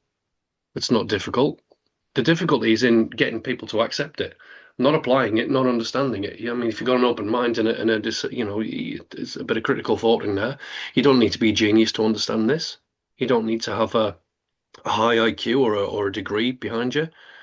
It yeah. is very, very simple, I think. I, I mean, you could even argue that this is what parts of the Christmas story is about. I mean, Yeah, the concept of Santa will only reward the clever children is it's kind of this is how natural law works. Santa, well, let's just assume the universe rewards society as a whole if we if we exhibit, moral behaviors into the fabric of our reality. If we apply morally aligned behaviors, we will reap the rewards with freedom. And I mean, one way of understanding this concept, I mean, I say concept, this understanding of natural law is, let's call it the law of cause and effect, which is one Yeah. of the seven Hermetic principles, in which all behaviors have consequence. So everything we do, whether we believe it or not, whether we choose to understand it or not, all behaviors have consequence. So I'm not saying there's going to be a piano will fall on our heads the next time we'll walk under below a tall building.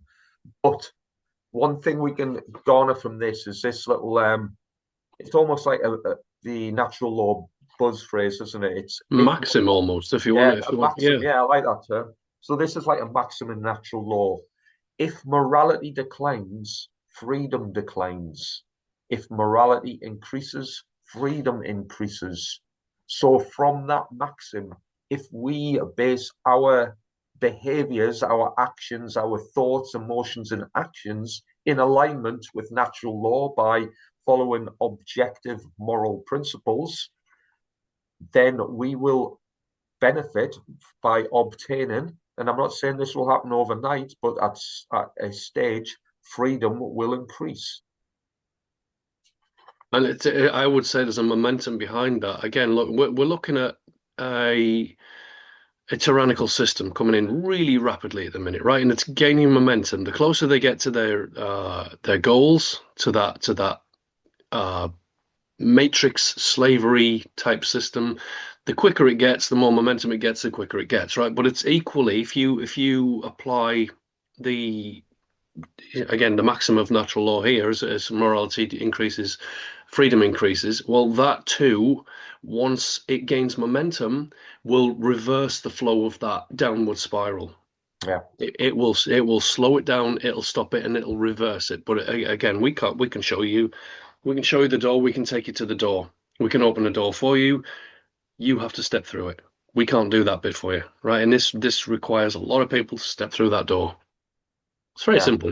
And exactly. again, I know that we a lot of people disagree with us, but Oh the yeah, the people that disagree with us, I have said to them on multiple, and there's a lot of them, and I've said to them, okay, well, you're saying this isn't the solution. Please tell me what the solution is, and they'll come up with 101 different things. It's like, okay, well, the problem with that is if we break that down and take it back step by step to its root, is that going to solve the world's problems? Because if, for example, some people will assert that flat Earth is the be all and end all of truth, right? So if the Earth is flat, we've been lied to, and therefore the solution is that if everyone knows that the Earth is flat, everything will suddenly resolve itself. But it doesn't work that way. I would argue against the flat Earth anyway. But again, this I'm not trying to attack flat Earthers. I'm just saying, from my perspective, it's very not flat. But if you take it back and say, okay, so they've lied to us, yeah, well, we know we've been lied to. All right, but then the problem persists. Does whether the Earth is a matrix, whether it's flat, whether it's a spinning disk, whether it's a globe, it doesn't matter. Is that going to take tyranny away from the Earth? Is that going to give us our freedoms back? No, it's not. So therefore, keep taking it back, keep reducing it, and if you cannot, from the root cause of that, determine that that is the root cause of all evil, the root cause of all the world's problems, which it isn't, then clearly that is not where the problem is, and that's not where the solution lies. And so, yeah, again, that's not listed. That's not an attack. I understand the arguments behind flat Earth. I get it. I know people feel defeated and that they've been lied to. I know, yeah, of course we've been lied to, but let's not let's not fall into extremes. Let's keep our rational processes functioning. Let's keep the trivium method. Let's reignite it, I guess. yeah, Anyway, exactly. right, Yeah. Steve, I'm going to shut up and let you finish your No, presentation. all great points, mate. Yeah, causal Cheers. factors. The root of the problem needs to be understood, and when we understand at the core value of things, we understand that natural law is the solution to the problems that we face. I'll just reiterate that if morality declines, freedom declines. But if morality increases, freedom increases. So, There's another good uh, Christmas tree image there. Well, I say good, it doesn't look very yes, good, but right, exactly. it's very artistic. Let's go for that. Right, Santa Claus is coming to town, and as I alluded to earlier, he rewards the good children, and the bad children, if you like. Sadly, they get a bit of punishment, or they get some coal or sticks, or if it's Krampus coming, you get thrown into a river. Lovely. Apparently, It'll be but cold at this time of year. exactly. So let's have a look at some characteristics of natural law. Well, as we've already established, it's based upon morality. So morality is objective. That means there is truth and principle to it. It's not my morality and your morality. It is morality. It is a standard. This applies to everybody in the universe. I mean, it's unaffected by culture and traditions. So no matter what your little, you know, behavior patterns are established by your society, well, that doesn't affect natural law. That's just what you do in your little societal groups. It's not governed by legislation. So the government, the law writers, do not and cannot change natural law because it's, as it says here, it applies to everybody equally and it's universal and constant. It is written into the fabric of creation. It is part of nature. It is a law in nature, as the word would suggest. Yeah. So that's the characteristics of natural law, but advocates of natural law. Well, let's have a look at a couple of examples. So the first one is by a philosopher known as John Locke. And he quoted that the natural liberty of man is to be free from any superior power on earth and not to be under the will or legislative authority of man, but have only the law of nature for his rule, i.e., natural law.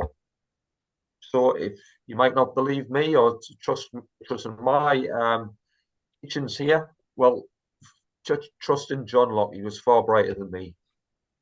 Well, we don't know that, but it's a very humble statement. It's great, but I don't underestimate yourself, mate.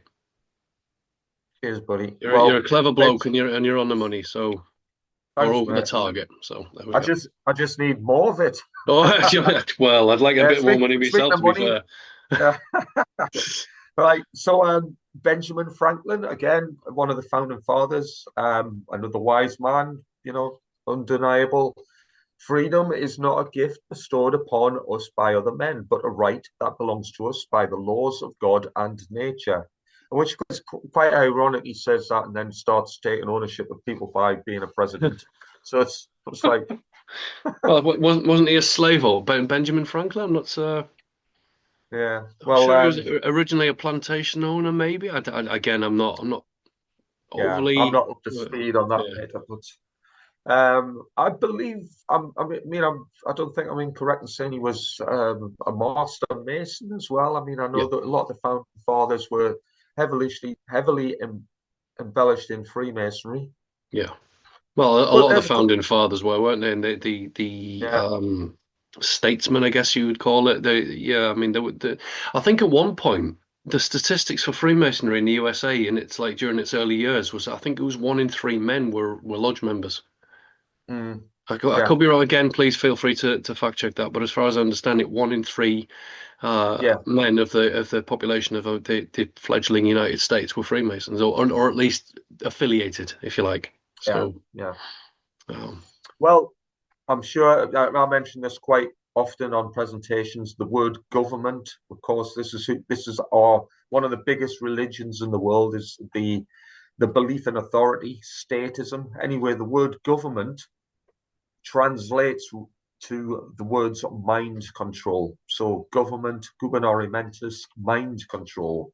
So the purpose of government is to rein in and destroy sovereign rights by control of the mind.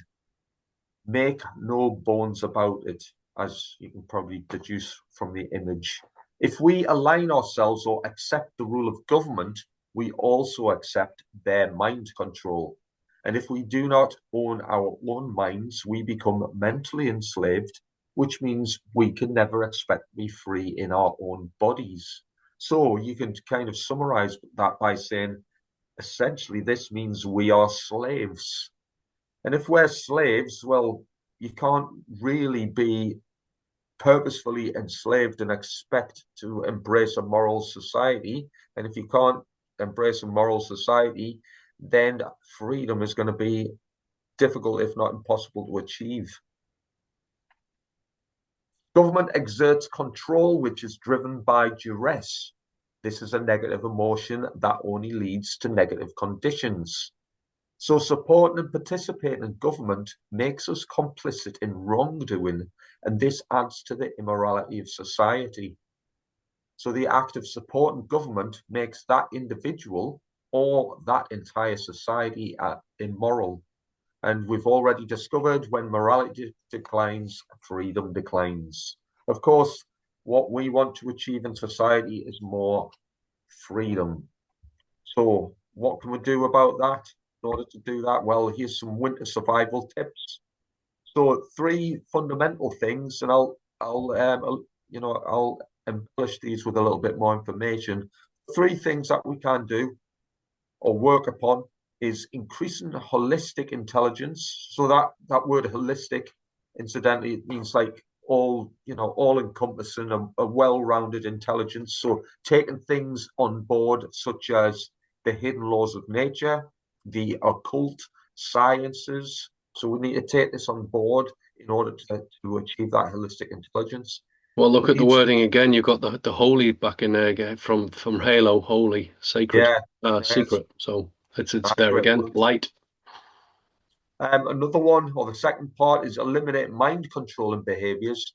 And thirdly, improve upon levels of care.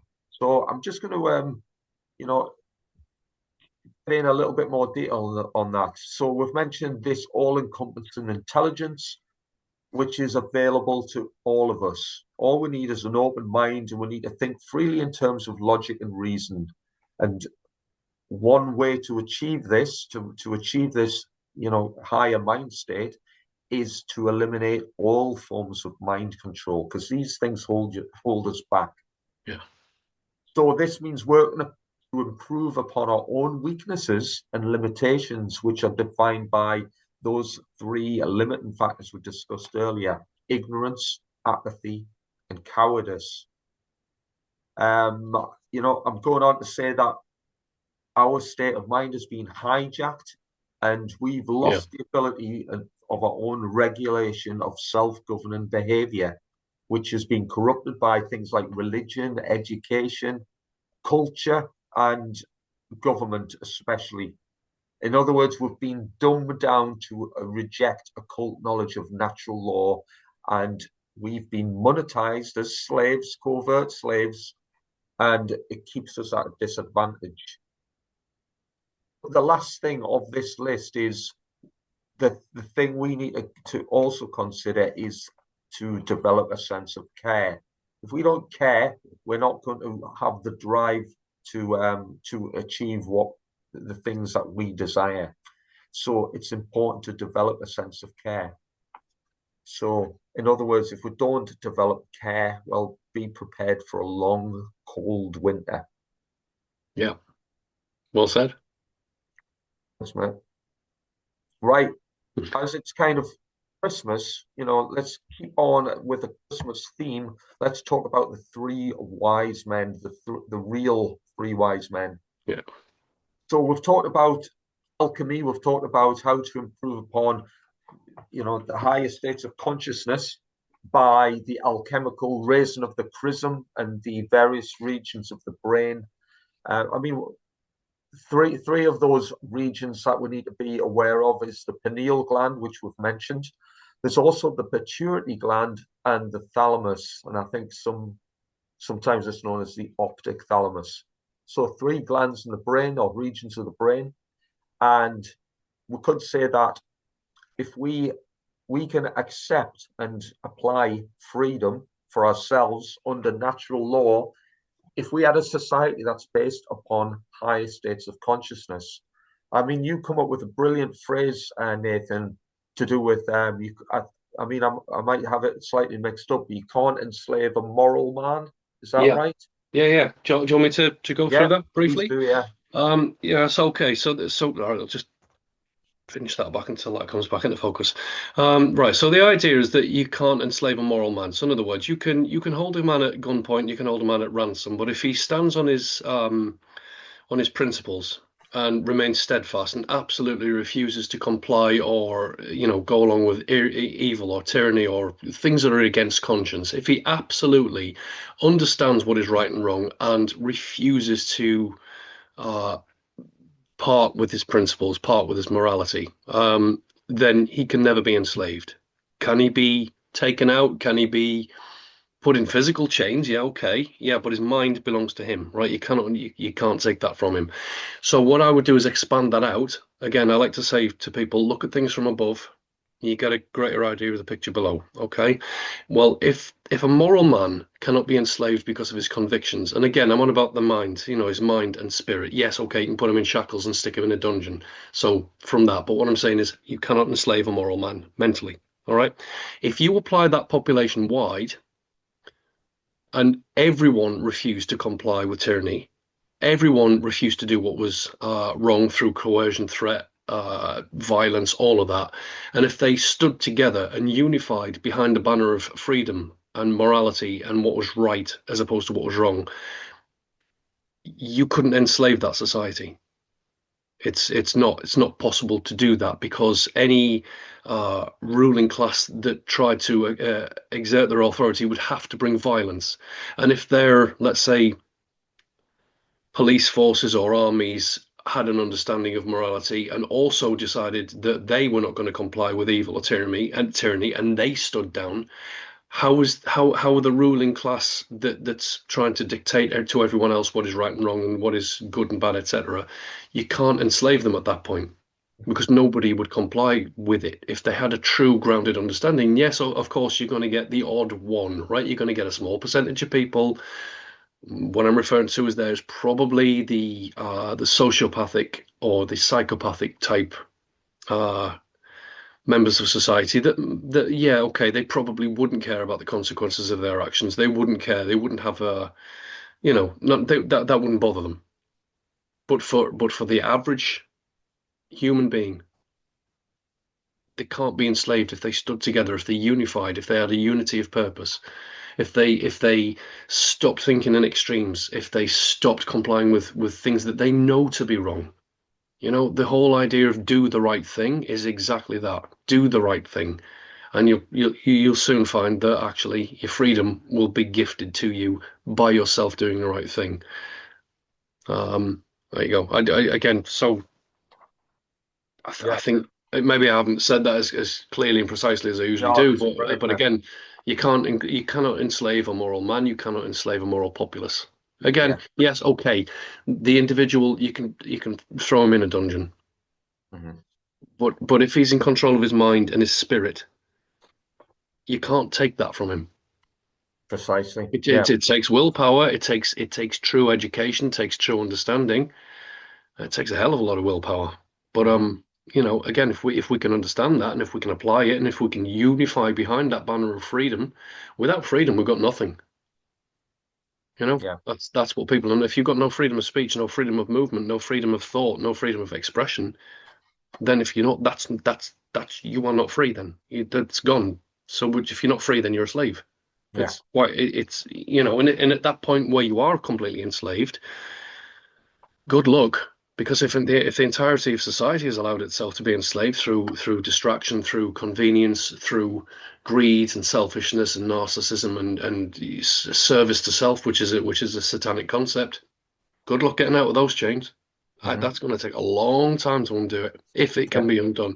If you've got a technological prison, and if we're all linked to this, which is where they want to take this, neurologically, I don't know what to say at that point. Hmm. Genuinely, I don't know what to say. I don't want to let it to get to that point, and it's coming close. I mean, we're really, really close. And again, this doesn't have to be this. This isn't negative information. This is not a doom mongering fear fest. If we can understand this and apply it, that reality goes away Hmm. pretty quickly. Not obviously, it's going to take, I suspect, minimum of 6 months, depending on how many people can get behind this and start applying it. A couple of years, maybe a decade, if we're really, really slow with this, but it can be done. Yeah. It can be done. We can Brilliant prevent that. words, mate. I try. I mean, I am Santa today, so so I've got to bring a few gifts of wisdoms, a few pearls, a pearl of wisdom. Well, you've certainly done that today with what you've mentioned As of so you, far, mate. Nathan.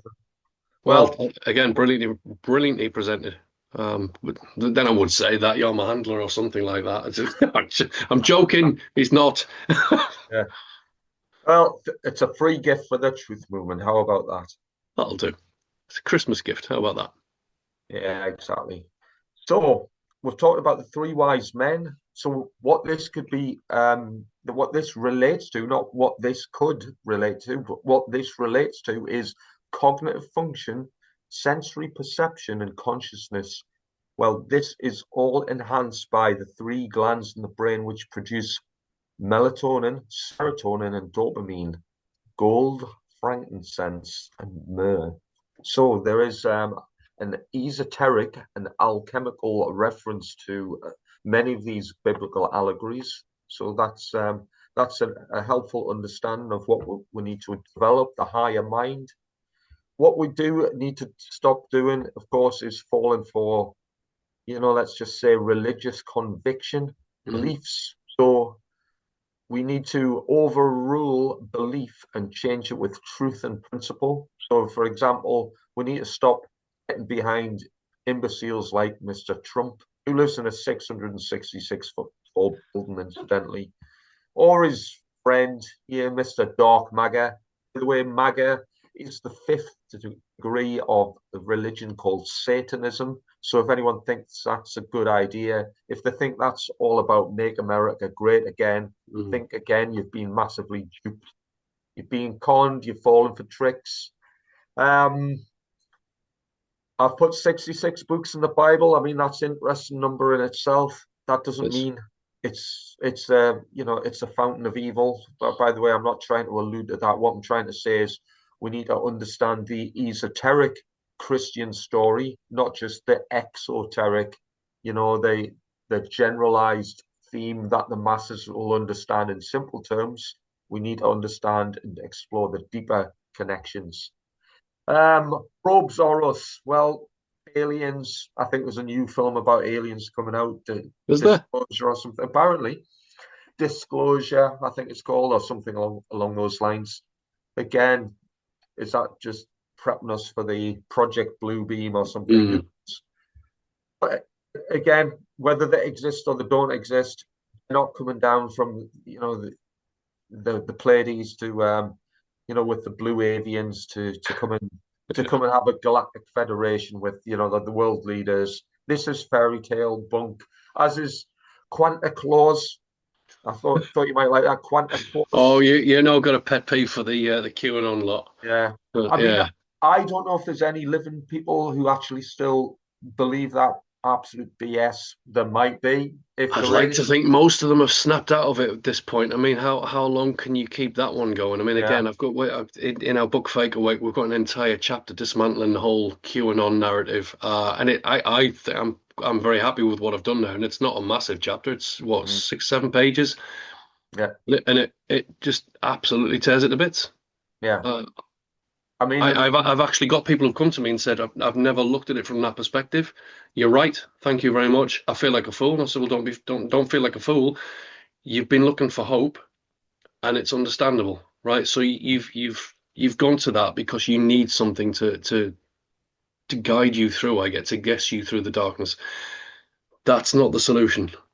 yeah, QAnon needs to yeah. go away pretty quickly now because it is a provable psyop, a proven psyop. Yeah, exactly. I mean, one thing to take away from this, if we are putting our faith or hope or attention into all of these, let's just say psyops or fairy tales or Mickey Mouse solutions, what we're not doing is we're not putting enough time and effort into the workable solutions, which we've discovered natural law. If you're not understanding that and working upon it, then you're wasting your time. And time is freedom. So, Yeah. a quick one. Well, I'll be as quick as I can on this because obviously we've talked about how Santa Claus relates to Satan. Santa is not a creature. Santa is Satan, and other things, just to get that out there.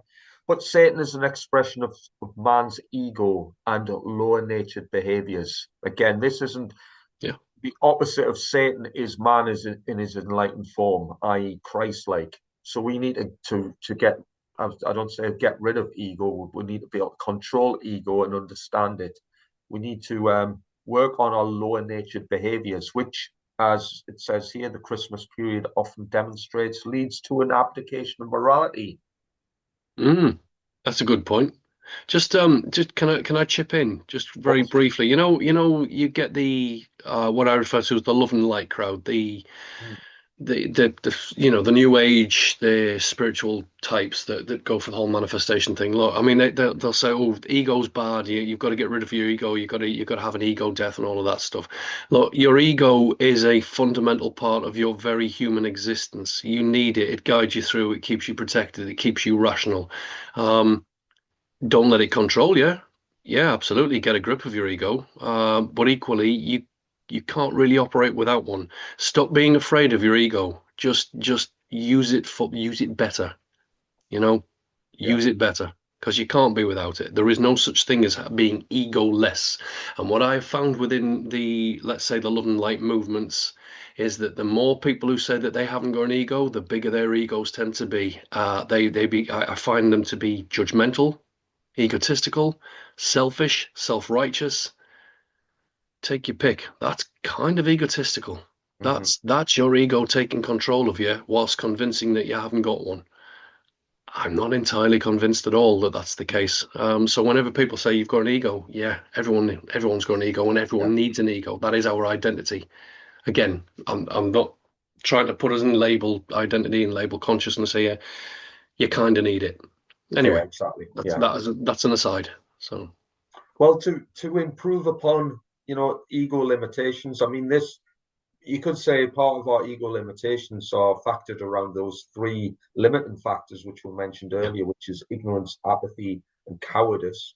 But part of this, again, as we've alluded to, in part is by brought about by government, by religion, and you know these entities kind of they maintain their authority through elements of fear. So again, part of it is building upon our own confidence and you know working on ourselves to become more fearful or less fearful, I guess. Well, I mean, if you look at cowardice, what is that? I mean, cowardice is fear of doing the right thing. It's fear of acting in the right way, isn't it? Mm-hmm.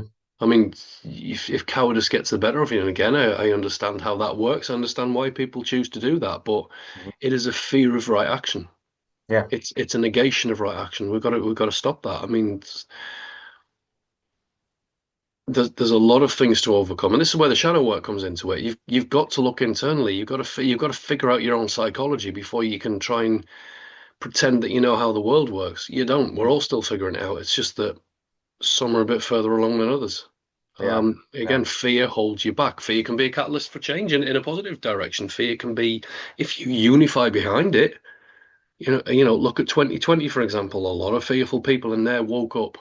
No, Yeah. woke up. I'm Exactly. using that very, very loosely. Yeah. I Yeah. don't like the term. I don't agree with the connotations of it. But it did make a lot of people aware of the, let's say, the political and medical establishment and the media. I would say it's shone a lot of light onto the media establishment as well, and it did raise a lot of awareness, and that was a catalyst born through fear. Mm-hmm.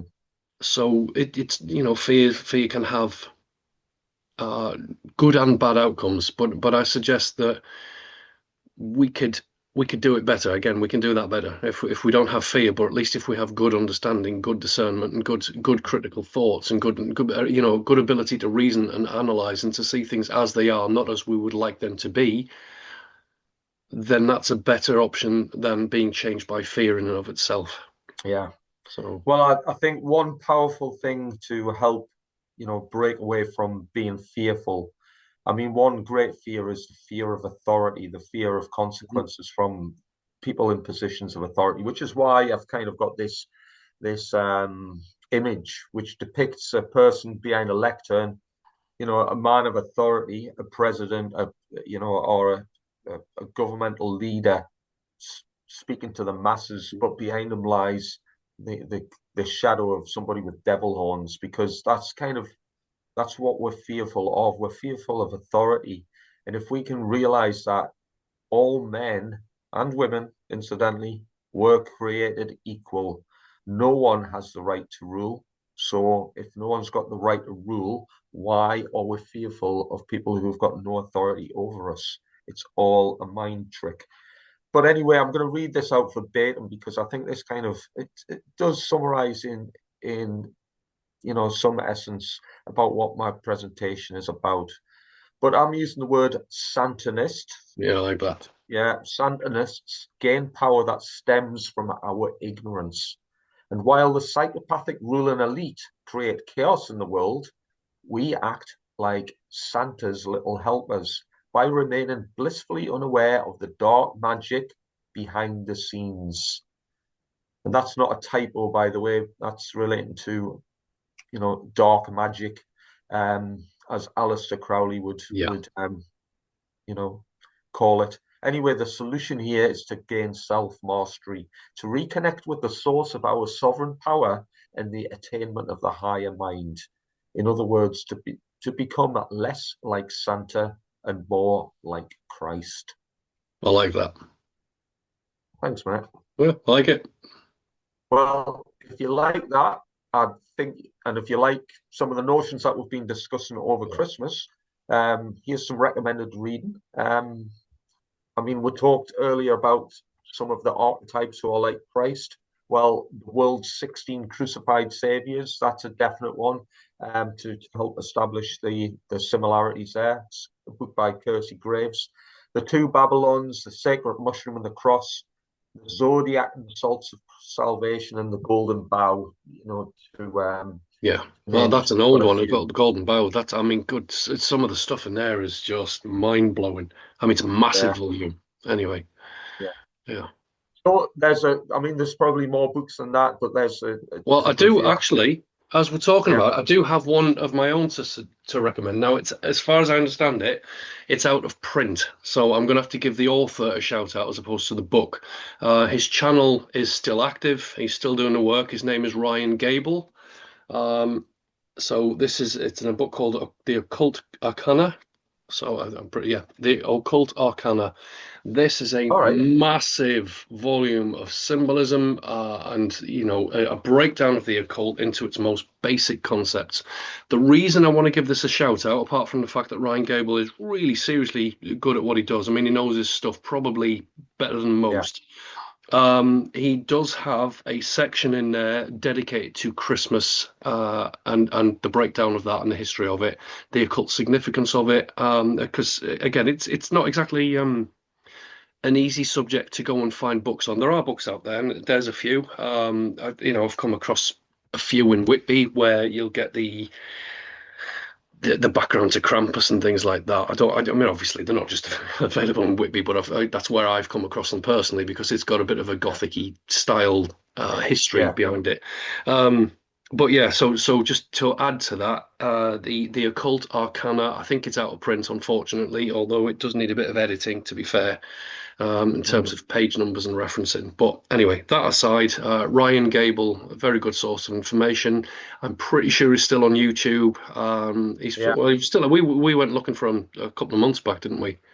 Well, online I meant. He's Yeah. still out there, and he's brilliant at what he does. So Oh, it's yeah.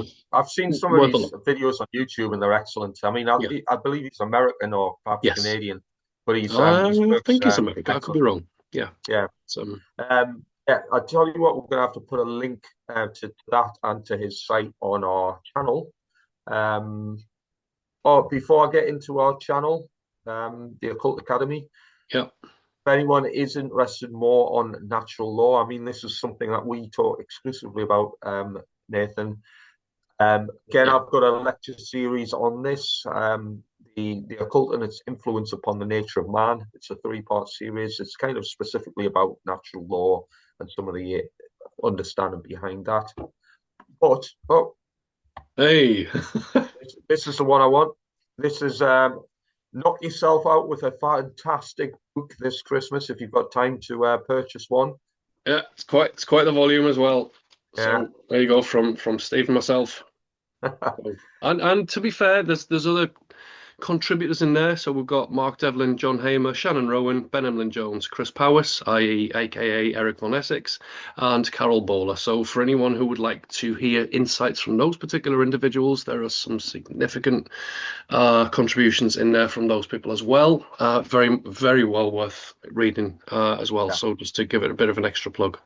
So. Um, yeah. I mean, it is a fantastic book, mate. You've done an outstanding job getting that. Well, and And you, man, and for the other contributors, I keep forgetting there's other contributions in there from from Mark and John and yeah, etc. yeah, I mean, there's going to be another edit. I'm working on it.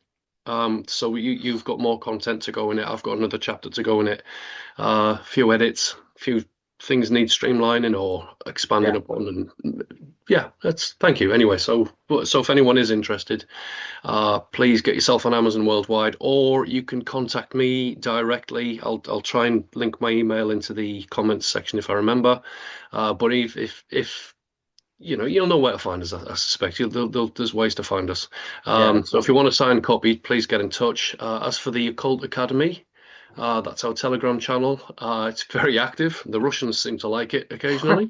Yeah, They don't. They like to tell us about drugs or something like that. I mean, I don't really pay attention to yeah, what they're advertising, crypto and stuff like that. So yeah. we've got I think I, I get the impression they always do it about 3 o'clock in the morning or yeah, something. something like that. Yeah, they think they really want us to buy into their interesting products. Yeah, But anyway, hopefully yeah, we stay on top of that quite well. But I mean, it's a good community in there. It is a free speech group and platform as long as it's kept respectful. Please get yourselves over there. yeah. Feel free to come on in and contribute. All we ask is that you keep it civil. Open discourse, disagreement is very welcome. I mean, I'll often go in there and play devil's advocate. Even if I don't disagree, I will find something to argue about. Not in a contentious way, but to say, well, have you considered looking at it from that perspective? Why don't you look at it from that point of view, etc.? Because I think it's important that we do start thinking out the box, that we do start looking at things from different perspectives, whether we agree with it or not, whether we like it or not. I mean, again, reality isn't the way we want it to be, it's the way it is. And so if we can understand that and challenge ourselves, our own behaviors, beliefs, opinions, ideologies, etc., I think we'll get a lot further, a lot quicker. So yeah, anyway, anyone who wants, open debate, camaraderie, it's a good group we've got now. I think Yeah, it yeah, gels yeah, together really well, actually. yeah. All So seems anyway, pretty yeah, friendly and civil, so yeah, and we get a yeah, lot of encouragement. So a big shout out to our membership on that. yeah. Well, we've got a few famous faces in there. I don't know whether you've noticed. There's a few high profile, let's say, truth and freedom Mm, personalities in there. I won't mention them, but we do have a few in there. So if yeah, anyone's just can I just give a shout out to our seminar recordings as well, just while before I forget. So obviously this has been a Christmas presentation that you covered in your seminar. Now we do have more from myself. I've got my presentation on there, and Mark Devlin did his presentation as well. Thankfully, the recordings, at least the ones that I've got on my phone anyway, it's come through relatively well. The audio's a bit iffy in certain bits, mm, but I would say 95% of it is you can hear it very well. The message has come across very well. The slides have come across very well. So if anyone is interested in supporting us, it is donation based. I'm working on editing the videos at the minute. Obviously, Steve, if you can send yours across as well, we can have multiple angles and stuff. Hopefully, with a bit better audio quality from your videos. So just they will be released initially. It's going to be I think through the Coffee app or Patreon or something like that. I'm still trying to figure out how to upload it and edit it, and so it could be a couple of days to a week before I even get that uploaded. But we will keep people posted. So if anyone would like to support us, and for those who couldn't make the seminar in person, we'll keep you updated with the details as to where you can find that. Failing that, obviously, it's only a short, small financial donation that we're requesting because we need some financial support. Let's be honest. But obviously, if you want to keep an eye on our channel, so we've got the Occult Academy episodes that we're doing. This is an Occult Academy episode available through YouTube. Sure, we can somehow link it to Telegram if we can figure that out, because I know that Mark Passio, he had an offshoot channel on Telegram where they've itemized certain groups within groups. It's very clever the way they've done it. But anyway, if we can get some videos on there as well, that'd be great. And for the other podcast that we do, which is based on the book Fake Awake, so it's Fake Awake podcast, which is slightly, well, it's very different to the one we do because we focus on the topics of discussion throughout the book. And a lot of that is looking at solutions, looking at psyops, looking at psychology, and not dismantling it, but dissecting it to look at it closer to see how things work. So yeah, any and all support is very, very welcome. If you would like to make a donation, again, I'm still getting familiar with the app, so it's Ko-fi, Ko-fi, and if you search for Nathan Lucius, you should be able to find that particular website. Account. Yeah, and so any donations will be greatly appreciated. Failing that, if you buy a copy of Fake Awake, I'm sure that will help us out a little bit as well. So, and again, just so that people are aware, we're not doing this for the money. This is not a financial endeavor. If it was, we'd be broken on the streets. We are doing this because we feel we have an obligation. There's a lot of problems in the world, and this is us doing our part to do that. Through this particular YouTube channel and through Occult Academy on Telegram, we don't advertise, i.e. we don't use sponsors, we don't use any kind of commercial backing, we don't put adverts on our videos. If you do find adverts on the YouTube video that you're watching, we haven't done that. I haven't authorized that. So if it's on there, it's nothing to do with me. As far as I'm aware, we are demonetized. Well, we're not demonetized. We haven't even applied for it. We want this information to be freely available. But again, if you do have a little bit of spare cash that you'd like to donate to a good cause, we would appreciate that as well. So there you go. Right. Yeah. I'm going to shut up, Steve. Yeah. Hey, thanks to all viewers for watching. Thanks especially to our recent listening audience from our seminar on the 17th in the northeast of England. Much appreciated. Thanks. Sorry, thanks just for that. one more thing to say. So, and I Yeah. didn't say, so at the end of the seminar, so for all of those that did attend the seminar in person, you can access the video library the recordings of the seminar for free, but you've already paid when you bought your tickets, basically. So if you would like to access that, please get in touch with either Steve or myself, and we'll send you a code basically to get that for free. You've already paid, so I meant to mention that at the end of the seminar, and people kind of started leaving. I'm like, oh wait. Yeah. So yeah, for those who attended in person, please get in touch if you'd like to see recordings. There you go. Right. Sorry, Steve. Brilliant. Yeah, that's it. I think, thanks all round. Obviously, hopefully we'll get your presentation discussed. Working at what I'd like to do. So yeah, I'm going to try and get some edited versions of that out and get the slides available through either Patreon or Ko-fi or whatever. But I'd like, just before Christmas, if we can get the time, if we can do another episode of the Fake Awake podcast, because I'd like to look at something. 2 minutes. I'll say what we'd like to go into here. So page 88 of Fake Awake looks at something called the 7 Noble Virtues of Right Action in Accordance with Natural Law. So for those of you who want to understand the problem a little bit better and the solutions that go with it, we've covered that in chapter 4 of Fake Awake, and so we're going through various parts of that. So yeah, I'd like to go through that, and then 7 reasons why the truth movement is losing the battle for freedom. I think we need to go over a few points there as well to say where we can improve on that and what the causal underlying factors of our quite often but not always ineffective methods are. But again, so we're going to deal with the solution base. So if we can get another one of those out before Christmas, It's a little bit of extra treat for those who are following our channels.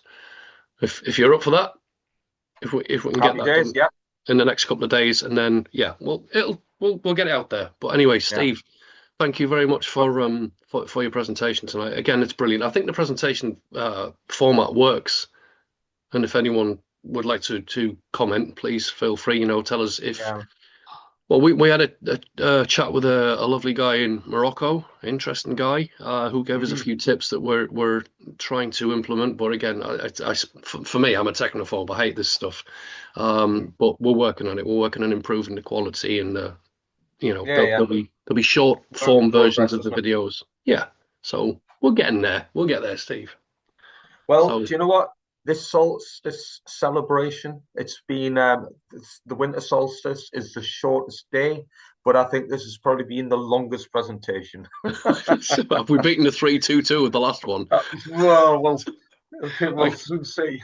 I couldn't believe it when you say we so for the audience listening in, obviously the number 322, we've discussed it in part one of tonight's presentation. When we'd finished recording the last drunken escapade, of the drunken alchemists, if you like, Steve said to me, he said, "Have you seen the length of the video?" I said, "No." He said, "It's 322." I was like, "Oh." I mean, again, completely accidental or Yeah, incidental, or maybe it's just the Matrix. Who knows? yeah, But anyway, yeah. thank you very much, Steve. So, Cheers, mate. and just in case we don't get the message across beforehand, wishing everyone a very happy Christmas, solstice, Saturnalia, Eid, Hanukkah, however you say that. Yeah, Apologies. And any other version of the winter festival. We hope you have a happy, productive time, and that all your dreams come true, maybe? I don't know. Maybe not. sounds Some good to people's me. dreams are very disturbed. But anyway, have a happy time, and we'll see you again soon. Yeah, So, from all Steve the and best, I, mate. cheers, guys. And that's the end of the show. Go on, off you go. Home now. Bye bye. Cheers, guys.